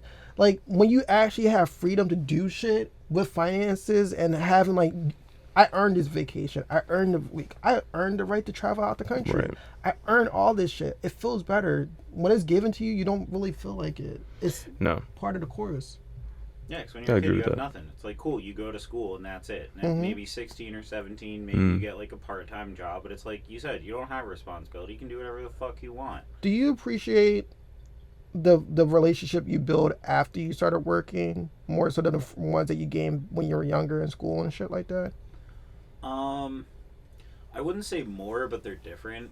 Like, there's definitely people who I've gotten close with through work that are like my fucking homies now, ride or die. Yeah. And it's like, I have a couple friends from high school who like I still talk to now and again, and it's like, yeah, you're like, I fuck with them, that's cool, but like I have a couple people from high school who like I lived with since then, I've like been through shit with, you know, and like they are still like super close in my heart, like ride or die. Even like a couple of them live like across the country, you know. But I definitely think there is like a different element to like making a friend through like your work or what you're interested in, you know what I mean? Like someone who I connect and vibe with on like a musical and artistic level, and it's not just like, yeah, let's like vibe and like watch a movie or, you know, like go out and drink. It's like, hey, like we can hang out while we're making shit. Like those friendships sit a little bit different with me than like other friendships where like you only hang out for pleasure. You know what I mean? Yeah. What about you? I got so lost in the sauce. What was the question again? Do you appreciate the friendships that you made? Okay, yeah. Post high school rather than like during the days when No, absolutely, because my high school experience was a lot different than other people's, I would say. I was still my introverted self, and I think that what I experienced prior in life, like throughout middle school, being bullied and whatnot, and dealing with a lot of that, all that fuck shit, it made me very cold, and I kind of shut off a lot of people. So during high school, okay. So during high school, I didn't really talk to too many people. I didn't really talk at all much. And eventually I did make genuine friends there. And I did go through like a slew of bullshit with a couple people, relationships and all that. And they were just high school relationships or whatever. Yeah, deep throat the finger. But anyway, only the tip. No, but Go ahead. I definitely, I still made friends with a couple people I'm still friends with to this day, who I still do hit up every now and then, that we both do still care for each other genuinely. We're always hitting each other up. We're always planning to see each other whenever we're in town or traveling or whatnot. We still do make time for one another. I've made some lifelong best friends in high school, and I'm still friends with them, but like, I think I definitely established greater relationships outside of that, or after that, after school was done. Some through college, but mainly just in life, especially in the workforce. That's where you meet some of the coolest people with some of the most interesting stories to tell and the different backgrounds they come from. Yeah, for me, I would say it's a little mixture of both in terms of like, the friends I kept from high school or middle school that led into my adult years, I appreciate them on a different level, because like, we maintain a friendship when work is coming in, families are coming in, partners are coming in, and you're still finding time to hang out with me. Yeah. Like, I appreciate those people so much. But then you make your work family, and you're working from 9 to 5. My hours were 8 to 6. So I worked from 8 to 6, and like, we woke up, going to Giant, getting food. Like, those are like literal brothers and sisters to me for the rest of my life, even if I don't talk to them, because we've been through the rudder. Definitely working in customer service. Like, oh, you saw that shitty customer? We're talking shit about it. And at lunch, like, talking about how much we hate our job, all that shit. I would say definitely since they're older than me, because it's different having friends that are older, because they can bring in different perspectives. So one of my coworkers was like 9 years older than me. One of my coworkers were like 20 and 30. My manager was 30, and he was Greek, so he always had stories about traveling, and he knew about history. Greek folks give you that well-seasoned knowledge every time. We're talking about him going. He was from Napatos, and so his family's from there. He was talking about going there. He was talking about how he went to the cathedral. How he went to the I forgot what they call, like, the underground catacombs. Yes, the catacombs. Like, he was talking about like his house was built on top of shit. Like, it was a history lesson anytime I knew him. And he got me into Dan Carlin. He got me into like comedy, like Tim Dillon, like all that type of shit. So it's really cool to have someone older than you give you a different perspective, and also consider you as a friend, because we're not supposed to lie. You were born in 1962. I'm born in 1995. Like, right. It made me realize, like, I can bond with someone older than me and appreciate them. But the friendships that I made since, like, during college and shit, that I'm so cool with now, I appreciate them so much more than my high school one, in a different way. I would say not more, but in a different way, because you made a space for me when everybody's in their own bag post high school. Yeah. Like, everybody's in their own way, and you still make time for me. So it's like, thank you. Yeah. Thank you. I appreciate you. Major appreciation. And you definitely, like, we were cool for 10 years, but we didn't really start becoming cool until 2015, 16. Right. And I never expected to be that close to you. And, like, thank you for... You're welcome. Being a friend. My best friend. We can't really talk about some accomplishments without talking about the inceptions of how we got here. We wanted to give you guys a little rundown on our superhero origin story. No Marvel. No DC. No DC. No radiation poisoning. Gamma radiation. No kryptonite. No spiders. No gay niggas in space. Toxic ooze. It's a movie. So yeah, we wanted to just explain why we created this podcast, or how it came about. Yeah. And I think it pretty much stemmed from us already having an established friendship, and then we found out that we were a lot more similar than we expected to be. We had a lot of similar upbringing, similar childhood trauma. Unfortunately. So we got a trauma bonded, especially like during the pandemic. Like we were already cool for years, and eventually we got a lot cooler during the pandemic. You know, when we started to like go on Discord and play games on Steam and shit like that every now and then. And then you hit me up randomly. You were like, "Hey, like, let's start a podcast." And I was like, "Yeah, I mean, we can sit on the phone or just sit and chat or whatever for like a whole fucking hour. What's stopping us from making a podcast? We have chemistry already." Fucking around, we did it for sometimes 5 hours of conversation. Oh my god. Like definitely earlier on when we first started like talking like that, it was just like, "Oh yeah, what's your origin story?" And then it was like, "Yeah, cool. Oh wait, it's 12 o'clock in the morning. Like, what are we doing? We gotta go to sleep." I always read it like when we had our first like 3-hour conversation. This was like 2018, and I was like, I put in my notes, start a podcast with Jihad. So it's always been an idea of mine, even before I told you. I'm like, oh shit, now like if I record a podcast, which I did before, I used to do a podcast with my boy Tristan back in college. It just wasn't a good time for it back in 2015. So I'm like, yeah, if I do it again, chemistry is good, but also like relatability, and that type of chemistry, because we were new friends at that time, me and Tristan. So it was more so like wasn't really there. We knew each other the long way. Like literally since like 2012, 11-ish, I knew of your existence. Right. Yeah, we go back like LeBron's hairline. Yeah, like yo, so we fucking no fadeaway. We were both in bands, but your band was more popular. I tried to start this website when I was interviewing bands, and like I was like intimidated by you and fucking Brandon, because I would see you guys at every fucking show. I'm like, yeah, I want to get to know these guys, and like. This is a fun fact. Every black person in the scene, from like the Bucks County kids to the Mills kids to the New Jersey kids to like the Philly kids, we all know each other. So this shit like a 40, goddamn. Right. Whoa, bro. But if you guys, he was drinking a bottle like a whatever. We all kind of knew each other, so like we all.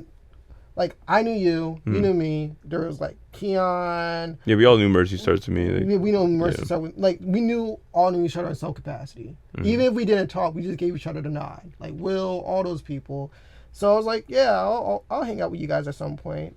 And I never did, like, after that. And then, like, Overwatch came out, and that's when we started hitting up each other when the demo was out. Yeah.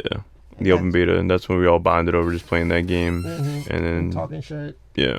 From then on, like, we definitely became, like, more established friends. Yeah. Through playing video games. Video games are fucking awesome. They're amazing. They're good for making friends. Yeah. I should play them more with my friends. Yeah, it's almost like you should play more stop making it video about games yourself. with your friends. Stop making it about yourself. Okay, I'm sorry. I apologize. But to that, I had this plan for years, and I was waiting to see how you would react to it, because like I didn't know you were just like, nah, bro, I don't want to be vocal about this shit, because we talked about personal shit, so I didn't know how personal you want to be. And given that you're more introverted, I was like, I don't know if he wants to do this. But then you were like, yeah, people always said I had a voice for radio. I'm like, yeah, nigga, you do. Like, I have the anti-voice for radio. Okay. I have a voice for comedy. You have a voice for radio. So like we kind of do the yin and the yang. I can be more like entertaining, and you can be more vocal and articulate than I can be. So I try. And you're more passive than I. Well, you're not. But you're more. You have more of a dominant personality than I do. Mm-hmm. So I might just lean back, and you might go forward. Pause. But like. Wait a minute. Hold on. I was like, hold on. No, like you might. And they come out. You're very vocal about your opinions, yeah. And I wanted to see if you would bring that to like. I say 10 toes down. 10 toes down. Which is meat, but like. But yeah, so when we started this, it was very bare bones. The fact that you can draw too was another asset. I knew you were gifted in other ways too, rather than just speaking, which made it more easier because I didn't want to add another person on for designs and shit like that. So it's like cool. Yeah, but you didn't want to outsource and like pay somebody you didn't know for artwork. Unfortunately, I'm paying someone I don't know to like record here, but but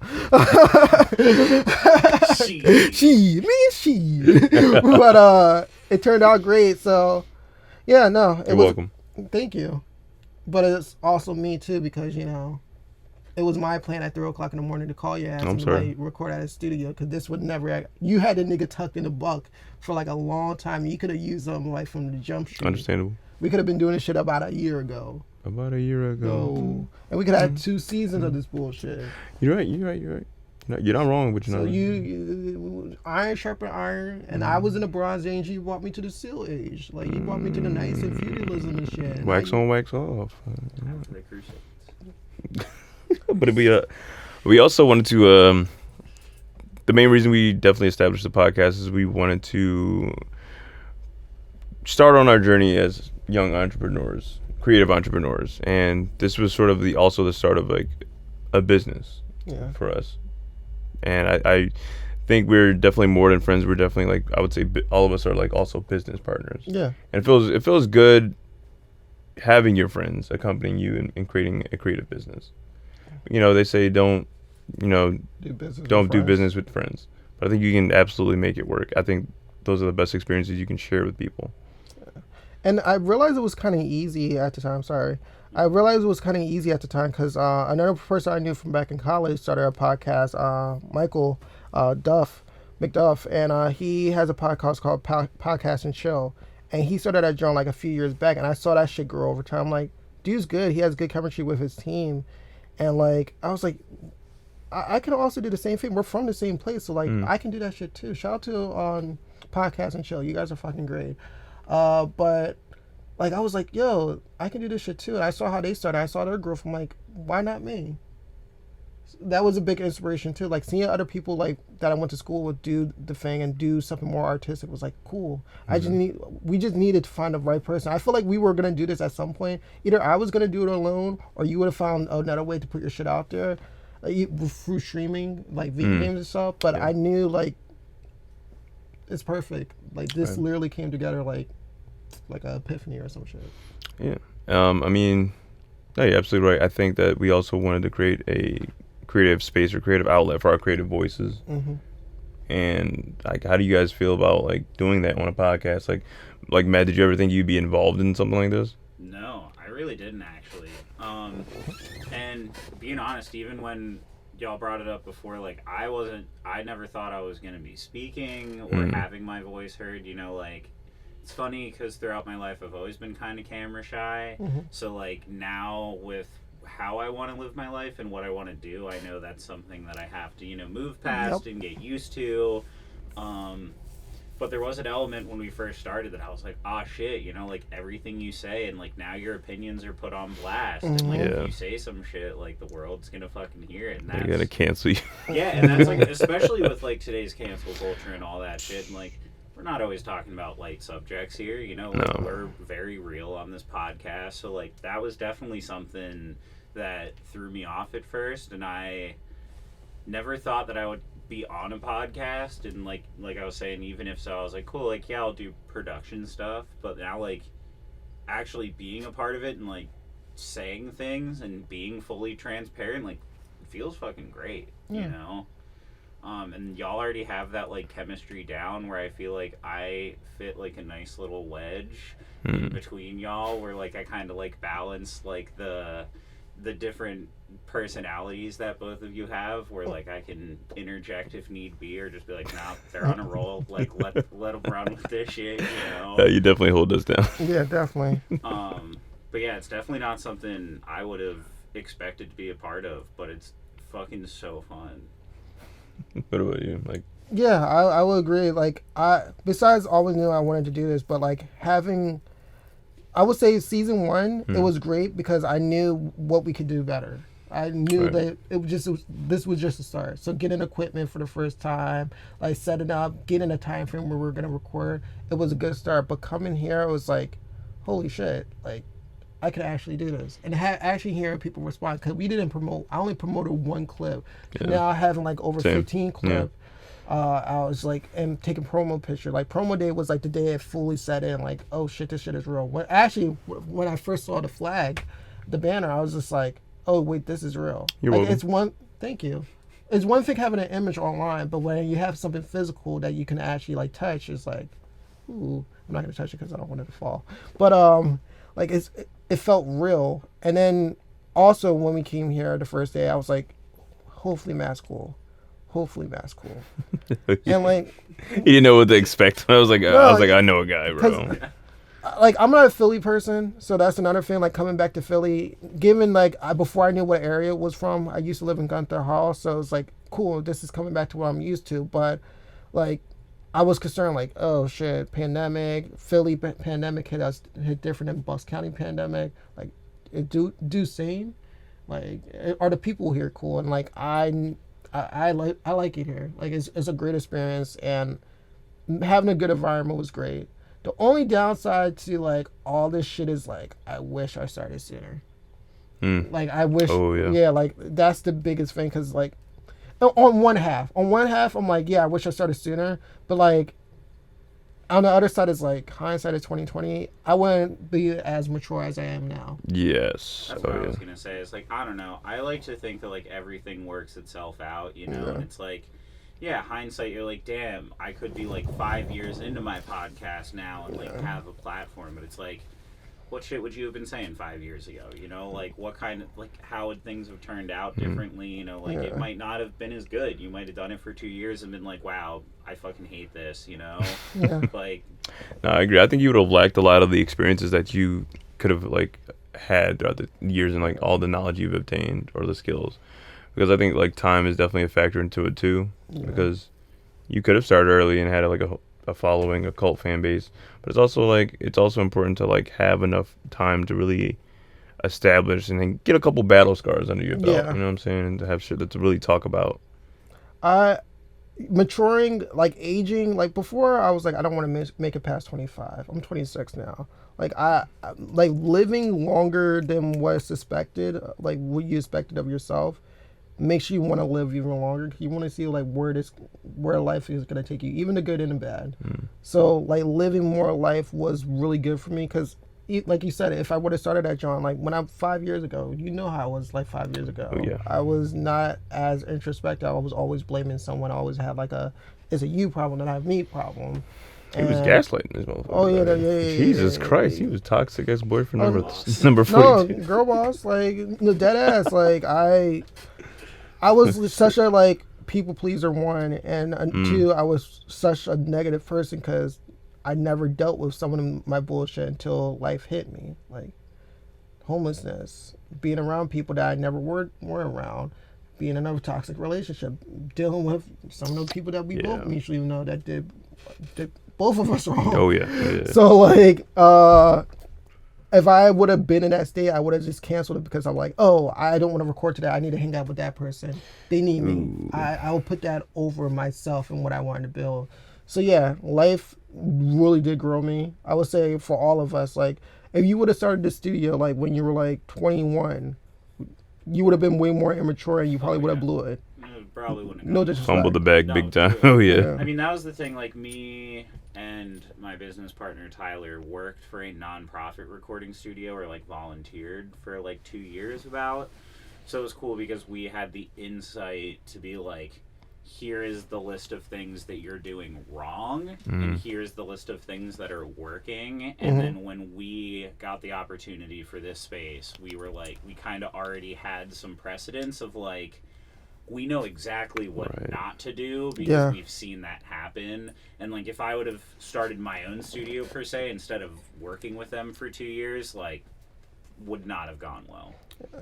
Most of the places I worked at in the past do not no longer exist. Two of the schools I went to in college do not no longer exist. So I know how like businesses fall apart now, and I seen it like happen while I was in it. I had to transfer between two stores when I worked at Verizon. So like, I know what better now, what makes a business work because I seen it fall apart right before me. I'm pretty sure like you said, you feel the same. And like all of us seen bad business practices working in customer service. You see like, yo, why this is a rule? Why are we doing this dated policy?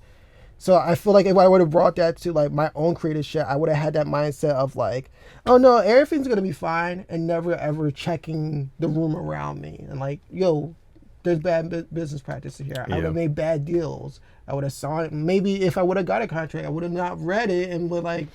Signed your soul away. Yeah. No, yeah, there's definitely a lot of micromanagement to managing a business. It's very important. For you, were you the same? Were you like, do you feel like this being 26 at the time when we started, do you feel like you started at the right time? It's all good. This is one light.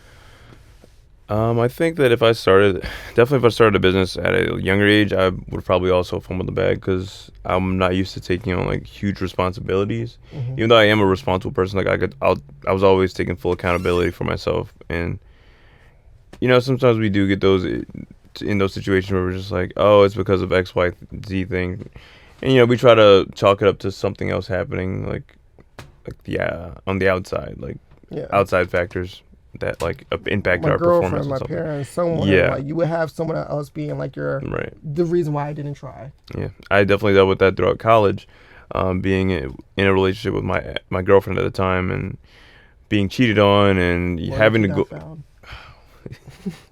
You're never gonna that fucking meme, bro. Never gonna leave that one down. That's funny as hell though. No. But oh my god, I'm so toxic. But no, I think I was within my right to do something like that. But dealing with that, but also being like in a stressful environment, school, work, friendships, relationship, all that shit, it can really weigh you down, and you can be so burnt out from so much to the point where like there is a bit of justification there to an extent, I would say, like if you're dealing with so much shit on your plate. But and therapy helps you too get there. Yeah. This was before like you did therapy, so if you started off, you would have like you'll be getting mad or getting upset. And you're like, why? Yeah. No, man, it's like that really helped me dive into becoming a better version of myself and embracing stoicism and impermanence. Ooh. Things change, things end. We're all designed to expire at some point. Things are designed to expire at some point. They won't be here forever, except for them goddamn plastic bags y'all keep throwing down. Stop fucking littering. Please. But anyway, that's another story for different time. But no, like things end, man, and I think like while you have certain things, like you should be responsible in taking care of them or keeping them in the best condition. When you brought up stoicism and that shit, like I was reading up something about it like a couple of days ago, and that's the first time I like saw that word. I knew what it meant, but I'm like, oh, yeah, allowing shit to happen and not getting fucking blown up about it. Don't get, let it be. Yeah, okay, cool. Yeah. I mean, is it in your control? If not, then like, why get upset about Exactly. it? Yeah. No. Bro. If it's in your control. I think that was like the perfect. that was perfect. Come on. You can't make this shit up. Yo, you really fucking can't. You can't make this shit like. I put a safety pin in that and everything. God was like, no. Yo, what the fuck? So like, what happened with her? Like, you just. Bro. So like, all right. I told you how she stuck her finger in my ass and I felt different going home, right? I kind of like couldn't go back because I'm like, first of all, she doesn't use social media, so it's like hard to communicate with her because it's always on her terms, not my own. So that was kind of weird. But legit, like her making eye contact with me where a finger's in my ass, I'm lifting my legs up. It's like that shit. Like it's different getting your dick sucked when a girl making contact. That's anxiety inducing. But that was just like I'm uncomfortable. Was she like pinky in? No, like the two finger in it. No Richard Nixon, but throwing up the deuce. Like she was trying to peg you, bro. I basically got pegged by an Asian woman. Stop Asian hate.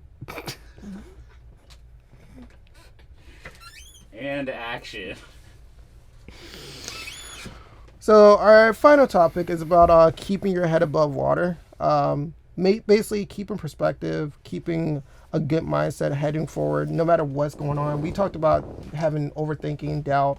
That's something I deal with a lot. I stop myself from so many opportunities by just being like, no, I can't do it. What if something goes wrong? And that's a shitty mindset to have. And like one of the things that you helped me to do, and you and Vic also when we were out, like y'all all told me, even Brandon, like I overthink a lot. Yes, you do. Like, and you're very hesitant about a lot of stuff. I stopped going to comedy gigs. I said on the pod, like I didn't go because I was just like towards that. I'm like, I'm not prepared. And I stopped myself. And that's the main reason why I'm taking this trip, because I need to learn how to stop stopping myself from doing things. So taking a spontaneous trip traveling will help me be like uncomfortable for a long way. Like knowing that I can't just go home in like 3-4 hours. I am literally a day away from the world I live in. But what are some ways that you like keep yourself stable besides just therapy, but like personally? Personally, I have like self-care days a lot of the time. Retail therapy, I don't really recommend it strongly, but like every now and then, definitely buying some shit is cool. definitely like treat yourself every now and then and be like, yeah, I worked really hard for this. I deserve this thing. Because I think we indulge a little too much into instant gratification, and that's like a huge downfall, like a huge detriment to people's health and well-being, is wanting something here right now.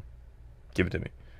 And I think you really have to have a little bit of like more self-discipline within yourself to be more well-disciplined, to, I don't know, just try to keep yourself grounded, especially during times where you're sort of just starting out and creating something, or like you have something planned for the future.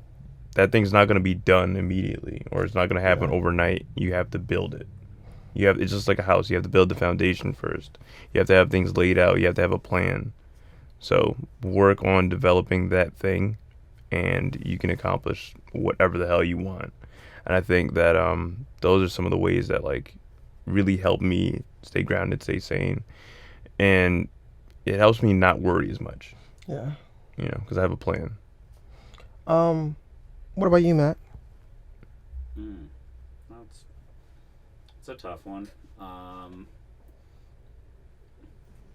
I don't really know. I think I'm very similar to you in that like I overthink a lot of things, and I'm usually like pretty calculated in a lot of what I do. So I don't know. I guess I don't really think I have something, to be honest. I just kind of sit in that shit. Okay, hold on. I guess for me it's being productive, which sounds really weird, but whenever I'm like down on some shit, or like I'm worried about the future or what I'm doing, I find that like when I work really hard, I feel better about shit. Yeah. So I guess like usually when I like get in my bag, or like if I'm worried about things that I'm doing, I try to have like a solid couple days where I spend like 10 plus hours working, which usually then like helps me feel better about like, my life path, my self-image, all that kind of stuff, because I think a lot of like my own perception of like success and self like comes from my like work ethic and like what I'm producing as an artist. So usually if I'm like not in a great place like mentally, or if I'm like worried about shit that's gonna happen, I guess like if I force myself to like work really hard, that usually like helps like remind myself of like what I'm doing and that type thing. Because usually like whenever I take time off or escape from that, whenever I come back, I'm usually like, damn, like I just took a whole self-care day and I like got nothing done, and like you'll see everyone else fucking like working on shit, you know what I mean, and get that FOMO. So yeah, as weird as that is to say, I guess like me kind of like pushing myself to work harder usually helps me with that like long-term like perspective and self. I feel like the main reason why I overthink a lot, because something that really dimed to me when I was watching the Joe Rogan podcast with Clarissa Shields, female boxer and MMA fighter, now the GOAT of boxing. She said the 5 Ps: proper preparation peaks poor performance. So it's more so like be prepared for everything. So you prepare for everything, you're not going to have a poor performance. And that's something that played in my head like during this whole fucking pandemic. I think the interview was back in June of last year.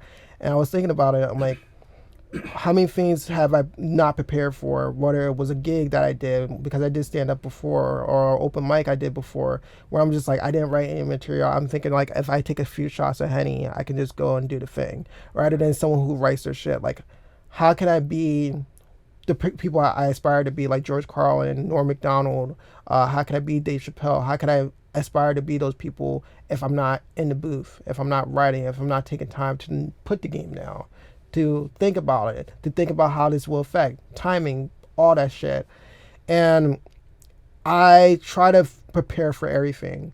There was a project that we were supposed to work on this week. I didn't like the optics of it, just going in raw. So I figured, hey, I'd rather start the right time when I feel comfortable rather than running into something blind. However, that's one side of looking at it. The other side is like, what if there was like 100 good people I could have met today and they would have been like, yo, I like the idea you're having. Here's $100,000 and here's for your plan. That's a big if, but hey, I like your shit. I also do this thing. Hey, I can help you out with this. Oh, you need some equipment? I got you. There's so many doors that you shut by not trying at all, even if you're preparing. Right. Me and Brandon had this conversation about like how I wanted to go about season 3 in terms of like bringing people on, interviews, including another person full time to the pod, having a new partner essentially. And I realized I'm scared about something that I didn't even try yet. Like I'm scared about what could go wrong, but nothing went wrong yet. Mm-hmm. Yeah. And that stopped me from money opportunities. I lost a lot of money by just thinking like, oh, I need to hold on to something. You fall in love with your investment. You fall in love with your project, so you don't want anything to fuck it up. Definitely when it's outside of your control. I'm always worried about someone else ruining it rather than me. Right. But it's that fear of the unknown of like, oh, like if I just jump into this, like I don't know what's gonna happen, so you feel like you have to prepare like forever. But then it's like, when are you too prepared? You know, when have you done too much preparation? Like when are you like actually diminishing your return from trying to stay prepared, opposed to being like, okay, like I've done my research, I know what I'm doing, like fuck it, let's just go for it. Right, you know? Because that's where trial and error comes in. Like that's where the experience matters. Like having experience that, like trying something, failing, noted, all right, that didn't work, let me do it a different way. Yeah, it's like you can succeed. Fucking research all you want how to ride a bike, the logistics, the physics, the whole nine, but like until you get on the fucking bike and fall a couple times, hands-on experience, like you're never gonna know what that's like. And I realized to that point, like I bring it up a lot, but being kind of privileged gives you the right to like not want to try because you know like you're comfortable. Ooh. Like you become comfortable, like you know whatever happens, I can fall back. I always have a backup plan. So the main thing that you're striving towards, you're not gonna do because you're like, if I don't do it, like nothing's really bad is gonna happen to me. It's definitely something for the times where like the men that came before us, the women that came before us, where there was more life or death scenarios. Absolutely. Like, hey, if I don't do this thing, my family doesn't eat. If I don't do this thing, this person's gonna kill me or take my land. So there's more fear of like dying or losing it all. And as time goes on and there's more convenience in people's lives, you know, the worst person living right now probably has it better than a king like 2,000 years ago, you know? So... not dying from dysentery. Yeah, like making it past 20, you know, 20 ate a bad turkey sandwich last week. Exactly, having a cold, you know? So I think I became too privileged in my bringing up because I didn't experience that much of the hood. I lived in it, but I lived on the outskirts. I lived in Frankfurt near West Omi Park. I didn't live in the hood. You know, when I was homeless, I was so privileged homeless because I still had almost $1 million house to stay in for a couple weeks and a college to stay in. Like there was only a few nights I was on the street. So every bad scenario of my life, been in a mental institution only for fucking 5 hours. There's like every situation I've been in, I always had like an easier way of dealing with it rather than the real way of dealing with it. Right. And now since real shit is happening to me now, it's hard to process like actually being able to handle it because I don't have to try. Right. I became too comfortable and I'm trying to make myself uncomfortable again to know what it's like to be in a fire. And my brother asked me like, why are you doing this? Like, why are you doing this? Why are you traveling? It's just like, I need to keep testing myself. I can't just stay in one place and be like, this could be my end game. I can do that for the next 30 years of my life. I could have went back to my job and did that for the next 30 years of my life and been cool. Get a wife, have kids, the whole night. My life is already essentially set. Wait for my mom to die, wait for my dad to die, get a check, whatever. Like, I don't have to do anything. But why? That's not a life I want to live. Right. That's the biggest fear, and I feel like that's the thing for all of us. Like, you can stay where you're at for the rest of your life. Because your people want to protect you and from the outside world because they know shit is dangerous. but you know you got to get the fuck out of there. Yeah. You know you have to live your own life.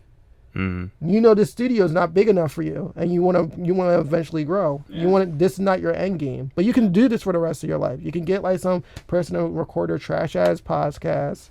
You know, you can get like artists to come in. You can still be local, or you can want to grow. Yeah. The main thing is like not being comfortable. Yeah. Nah, complacency kills. Yeah, Absolutely. like you suffer 2 deaths. The one your creative death, and then your real one. Yeah, there's a lot of truth to that. Absolutely, I agree. Yeah. Do you feel like you lost that in your life, Jihad, when like after doing what your shit in art school and like just going to the workforce? Either when you guys worked at the museum, Mm-hmm. you were just like, I can kind of rock out. No, I definitely felt my creative death going into the working at the museum. Which Jesus is crazy. Christ. Crazy It's, because it's a yeah, museum. it's very ironic Yeah. because you think that you're gonna meet all these cool artistic people and whatnot, but no, the whole place is a fucking sham. It's very gilded, just like the Diana statue. It's very golden on the outside and beautiful, but it's probably hollow on the inside or some shit. Who knows? Whatever. But no, it's very elitist. It's very a little bit of racism there too, with the upper like execs in the offices and shit like that don't acknowledge you. You said museum. We're Of course like- it's racist. Yeah, you know, a bunch of old dead white guy paintings on Yeah. the fucking wall, and you know, a bunch of sexists and yeah, you know, you're not wrong. And then everyone who's like either like of an ethnic background or like a minority is probably working at like the bottom, and like the service industry or at the front desk maybe, or like security or custodial services. But it was definitely a job where like they paid you like shit even though you were working your ass off, and then you would have to deal with like majority of your customer demographic being Karens, because like old white ladies love nothing more than bougie ass artwork or like a museum or some weird colorful like jewelry or some shit from the store we had, because I worked in the cafe, then I went to the retail department. But honestly I think that like a job is just there to keep you either broke, tired, and miserable, and just your creativity is going to suffer from that. Like it definitely impacted me significantly when it came to doing my artwork in school. Also, even there, I felt it because like I wasn't doing the work that I truly wanted to do. My work was vastly different than what I ended up doing at the school, because I felt like I needed to make art for other people or for my teacher to like. That they ended up not liking really anyway, which is just weird. I should have just stuck to what I originally set out to do, because I would have felt more comfortable. It would have felt more genuine. Man, it's a conundrum, honestly, but I think like creating artwork that you truly do love and has a special place in your heart, you can never go wrong with that. Facts. I think you have to stick with that. And Yeah, don't think that just because you're going to work at some place that sells or is artistic that you're going to be doing anything creative. yes, Or that there are creative people there, because it's bullshit. it's absolute fucking bullshit. So the one QA, because nothing art about it. I went to school for game art and design, and I went to AI Art Institute of Philadelphia. The building is closed. You guys can't go there anymore. Doesn't Bye. exist anymore. Doesn't exist. So Wipe gotta from pay the back server. the money.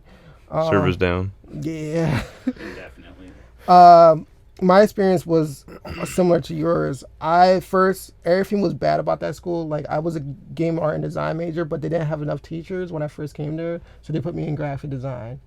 And so I was taking portfolio classes and all this type of bullshit. When I'm like, yo, this is not my major.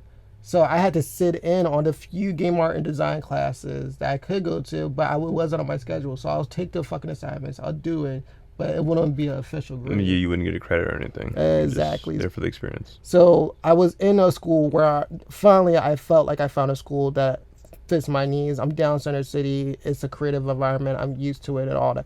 It was the complete opposite. I'm more so focused on having friends and like just chilling in the teacher's lounge. I mean the student lounge, and just bullshit and playing fucking PlayStation. That makes life All-Stars. better. Yeah. Yeah, like, and our teachers just didn't care either. Like the teachers knew the writing was on the wall too. So like having someone who's teaching you not be passionate. Beside my teacher, Miss Gibson, love you, Miss Gibson. So have your gold apron if you're watching this. Love you. But yeah, like besides like having a teacher or two that actually were passionate about their shit, everybody knew like they knew before us that the school was closing because we were a for-profit school to go into a non-profit to back to a for-profit school. And we never had a direct plan. So once I dropped out in 2016 and 15 and like went straight to the workforce after being homeless, it was like I don't even want to look at anything artistic. Like I couldn't criticize shit. And even when I had that one QA job, it was just like the people there sucked. Bro, I hated having art critiques. They just sucked ass. Oh my god. Yeah, feeling underappreciated in your like field and where you feel like, oh yeah.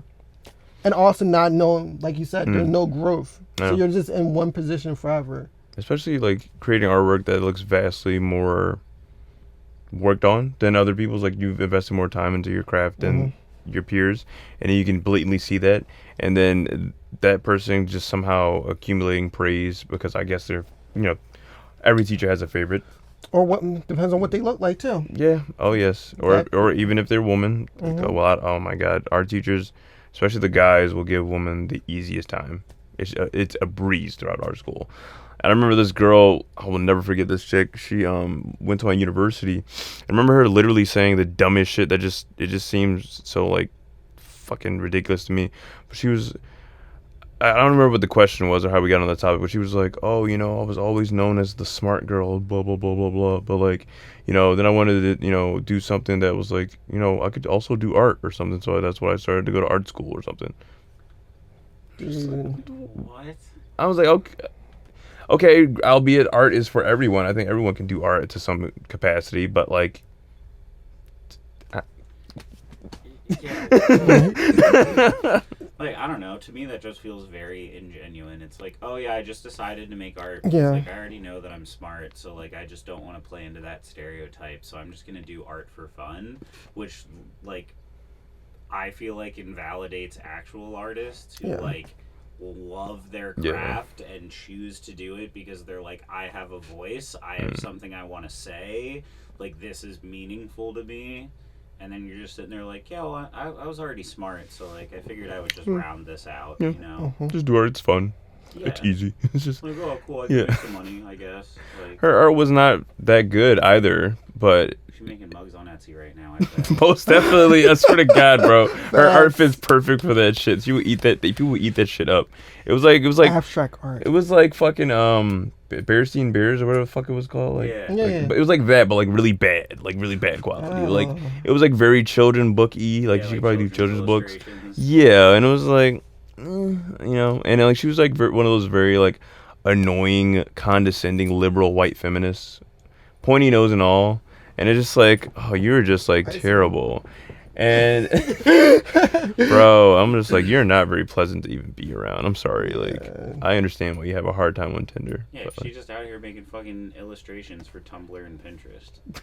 Like, bro, you can just Google cute. Like, see, my thing was with the students at my school is like most of them came from like harsher environments, so it was like this was their last hope. See, our school was different. University of Arts is full of like a bunch of white kids from Jersey and Delco with like MacBooks and shit. Like you yeah, no, we didn't have no transfer. You don't have any real problems. Like you had people, this was their last chance of school. You had people who like, they didn't get to University of. No, I know a bunch of people, like people I went to high school with that went to AI. Yeah, and those. It's awful. Yeah, it's not. We just couldn't get in. Like I was. First of all, they didn't even have my major at the University of the Arts. They didn't have it. Like the schools I went to was UAT, University of Advanced Technology, Full Sail, and then this was my last school. I even went to ITT Tech for one day before I walked out because they tried to put me on a fucking Linux for Unreal Engine, and they realized, oh, that doesn't work on an Unreal Engine like that. Linux are literally for network and server building, and I knew that before they did. And they were just like, oh, wait. And they were using it over whatever. ITT Tech, I don't think also exists anymore. No, it's going to. So, fuck those commercials. That and DeVry? Is it DeVry? Yeah, DeVry. Fuck, I forgot. DeVry, Everest.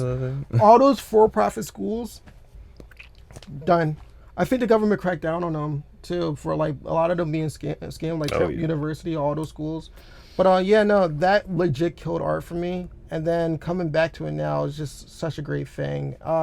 In terms of keeping myself maintained while doing this, I have a lot of since we have a lot of content out now, like a lot of content recorded, I would say, not out fully yet, but a lot of content, it's great to just go back. At first, I hated it, like re-listening to myself because most of it was season 1. But now, since we're at the season 2, season 1, season 2, but whatever we want to call it. But since we're at the end of it now, I get to see growth. Right. And that's the main thing. Like the first episode, me just talking a lot, me not letting Jaha speak, me cutting someone off just because I like the sound of my own voice. But do you really? No, I hate my voice. I wish I could trade voice with you, very man, a little motherfucker. But yeah. like, could you imagine that? Like, can we do a voiceover with Mike's voice over my face? Let's say something I'm gonna mouth in. We should make we got VSTs for that. I could make you sound different. We should make like a fucking like a Squid Game parody. Yeah. And like his voice. Dude, if my voice were deeper, I would get man, so much more ass. We'll take so much more ass and make that deep when you say it in the podcast. Yes. But please. Yeah, like, what was I saying? Keep yourself grounded, I believe, or something. Yeah, like keeping myself grounded, like seeing growth in our work, seeing like from episode 1 to 7, even season 1, episode 1 to like about 10. We did it 10 or 11 episodes. You consider the half episodes. Seeing like my growth, our growth, Matt's growth. Matt didn't want to talk that much on the first episode. No, I did not. But granted, now you're more open. You warmed now. up. Yeah. Like sometimes you jump in, you're like, Open yeah, like I got some doors. shit to say. Like let me speak real quick. You in my place. Let your nuts hang, Let King. your nuts hang, King. Talk your shit. Just wait till season 3. Exactly. shit. They're about to be on cam. Like, like Oh man, it's gonna be great. it's gonna be great. Yeah. So yeah, seeing like growth helps me grow because when everything was the same for those 11 episodes in the first season, I didn't see anything different. The only thing that was a difference, I bought your mic that you. Oh, the mic I recommended. Yeah, that's the only thing that changed. But it was we had like better quality equipment, but it was very stagnant.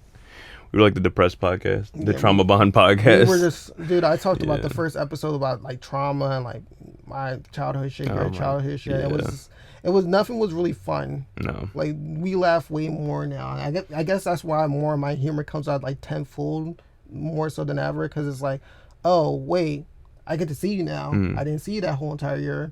Like I get to hang out with you now. I get to hang out with someone new. Also love meeting new people, and like it's just my humor comes out when I'm around people rather than online. I hate talking. It was like working from home, but like I could not through do it. collect call.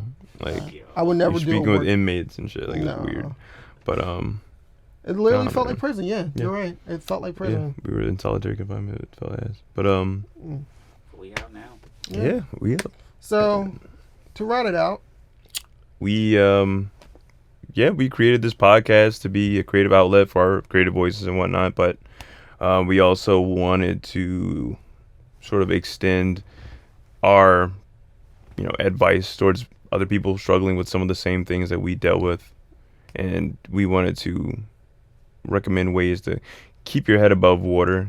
You're gonna be facing adversity throughout life. You're gonna face a lot of challenges, and here again we keep it real. We talk about real stuff. oh, I fuck we up a personally lot. do. Allow yourself to fuck up. Yeah, make Acknowledge mistakes. your fuck up. Yes, hold yourself accountable. Hold other people accountable when they fuck up. When someone's mistreating you, let them know that. We gotta normalize that shit. Yeah, it's okay to have a hot take. It's okay to be wrong. It's okay to fucking like have a different opinion than your fucking homie. But like, if you vocalize it and you like talk to people and you share your experiences, like, you fucking get past stuff. This shit is real easy. Like, I'm at the stage now where I hear people issues and I'm like, yo, just talk. Like when people have conflict with each other, like the main thing that got us into this, even my argument with some of my friends I'm no longer cool with, like the way we got in here was with words. So the same thing that got us into this mess can fix it with words. But it's also like, I hate when people have an issue and then they talk to you about it. You're the third party, looking from the outside in, and they tell you this thing or how they would have responded to the situation or what they think is best, and you think back to yourself and you ask them, wait, so did you say that to this person? Yeah. Or are you just saying that you should have said this? No, I didn't say it, but I would have if, like, but, Right. I was like, well, you should be telling this person that. Why are you telling me? Yeah, or they're, like, confiding in you with a bunch of stuff. Yep. They're like, what do you think? And you're like, I think you should just say this to them. Right. Because, like, I can give you my advice, but, like, you're being very candid right now. And if you were just candid with that person, like, you could probably figure this out. Like, when we were talking about business on Saturday, like, I was like, yo, how can I approach this topic with Bull?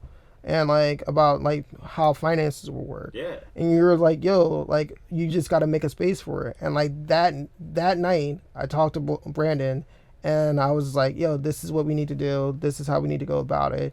And, like, I if I would have let it linger, once again, when you let shit linger, the shit stinks a little bit more each day. Yep. And it's going to cause an issue because you're going to be biting your tongue. You're going to be like, no, I want to do business with everyone. I want to do business with all my friends that are actually, like, doing something that I find interesting. And the only way I can keep us on the same page is if we all talk, communicate, group chat. Financiers are going to be crazy going forward. We need to fucking talk about it before we're like, yo, I need this money, bro. Why the fuck are you doing this to me? And you got to work out the logistics beforehand. Yeah, like, we're going to... Like, that will be the main reason why we will stop being cool. Like, if we don't get that shit straight. Because it's going to become bitterness. It's going to become anger. It's going to become, like, why are we even doing this? That's... If you look at every business, the Joe Budden podcast, whatever, the main reason that shit fell apart was because of money. That's a prime example I have. Yeah. I mean, Joe is notorious for burning bridges. He's a habitual line stepper. Habitual line stepper. Absolutely. He will burn down the motherfucking village so quick and run out that bitch on a donkey. Like, man, like, I definitely don't want it to come to that. I definitely don't. I think we're above that, honestly. I hope so.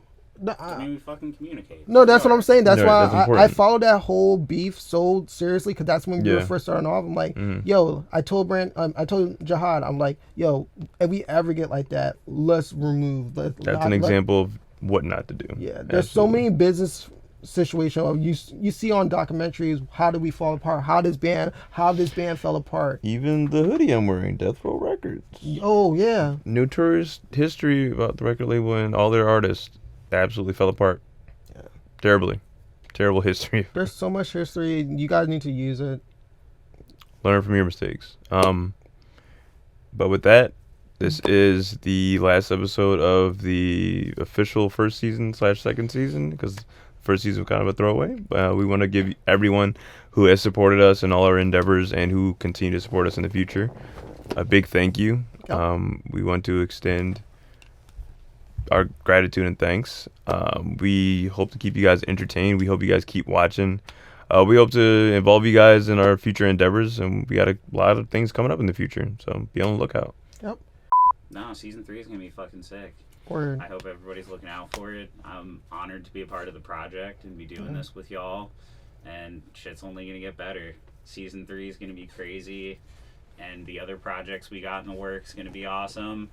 So, 2022, baby. But yo, seriously, guys, this has been a trip for me. This has been a trip. The feedback that we got, like some of the clips that we got, some of my friends was like, "Yo, you're fucking hilarious. You guys are great." All that. You guys make me so proud that I created this thing and created this platform for us. And I really feel like I am a visionary, and people need to start respecting my craft. I'm just kidding. Quentin Tarantino over here, but like anti-feet. No, nigga, I'm Quincy Jones. But I just got the anti-feet comment about it. But seriously, Quentin Tarantino. I'm really proud of all of us so far. I can't wait to keep going. There's still more work to be done. You guys are going to see some new faces, some familiar faces, some of you guys might know in the future. I can't wait. But for right now, I'm going to go to Thailand and fuck these ladyboys real quick. And fuck them right in the pussy. I'm going to be outside. I'm going to quarantine for about 10 days. I'm going to be outside, and appreciate you guys. You guys have a good one, all right? Ladyboys. Big old pussies.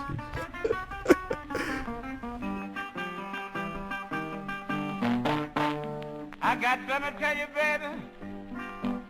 Don't get mad this time. If you want my wiener, you give me ease all up there in my mind. Baby, please want my wiener.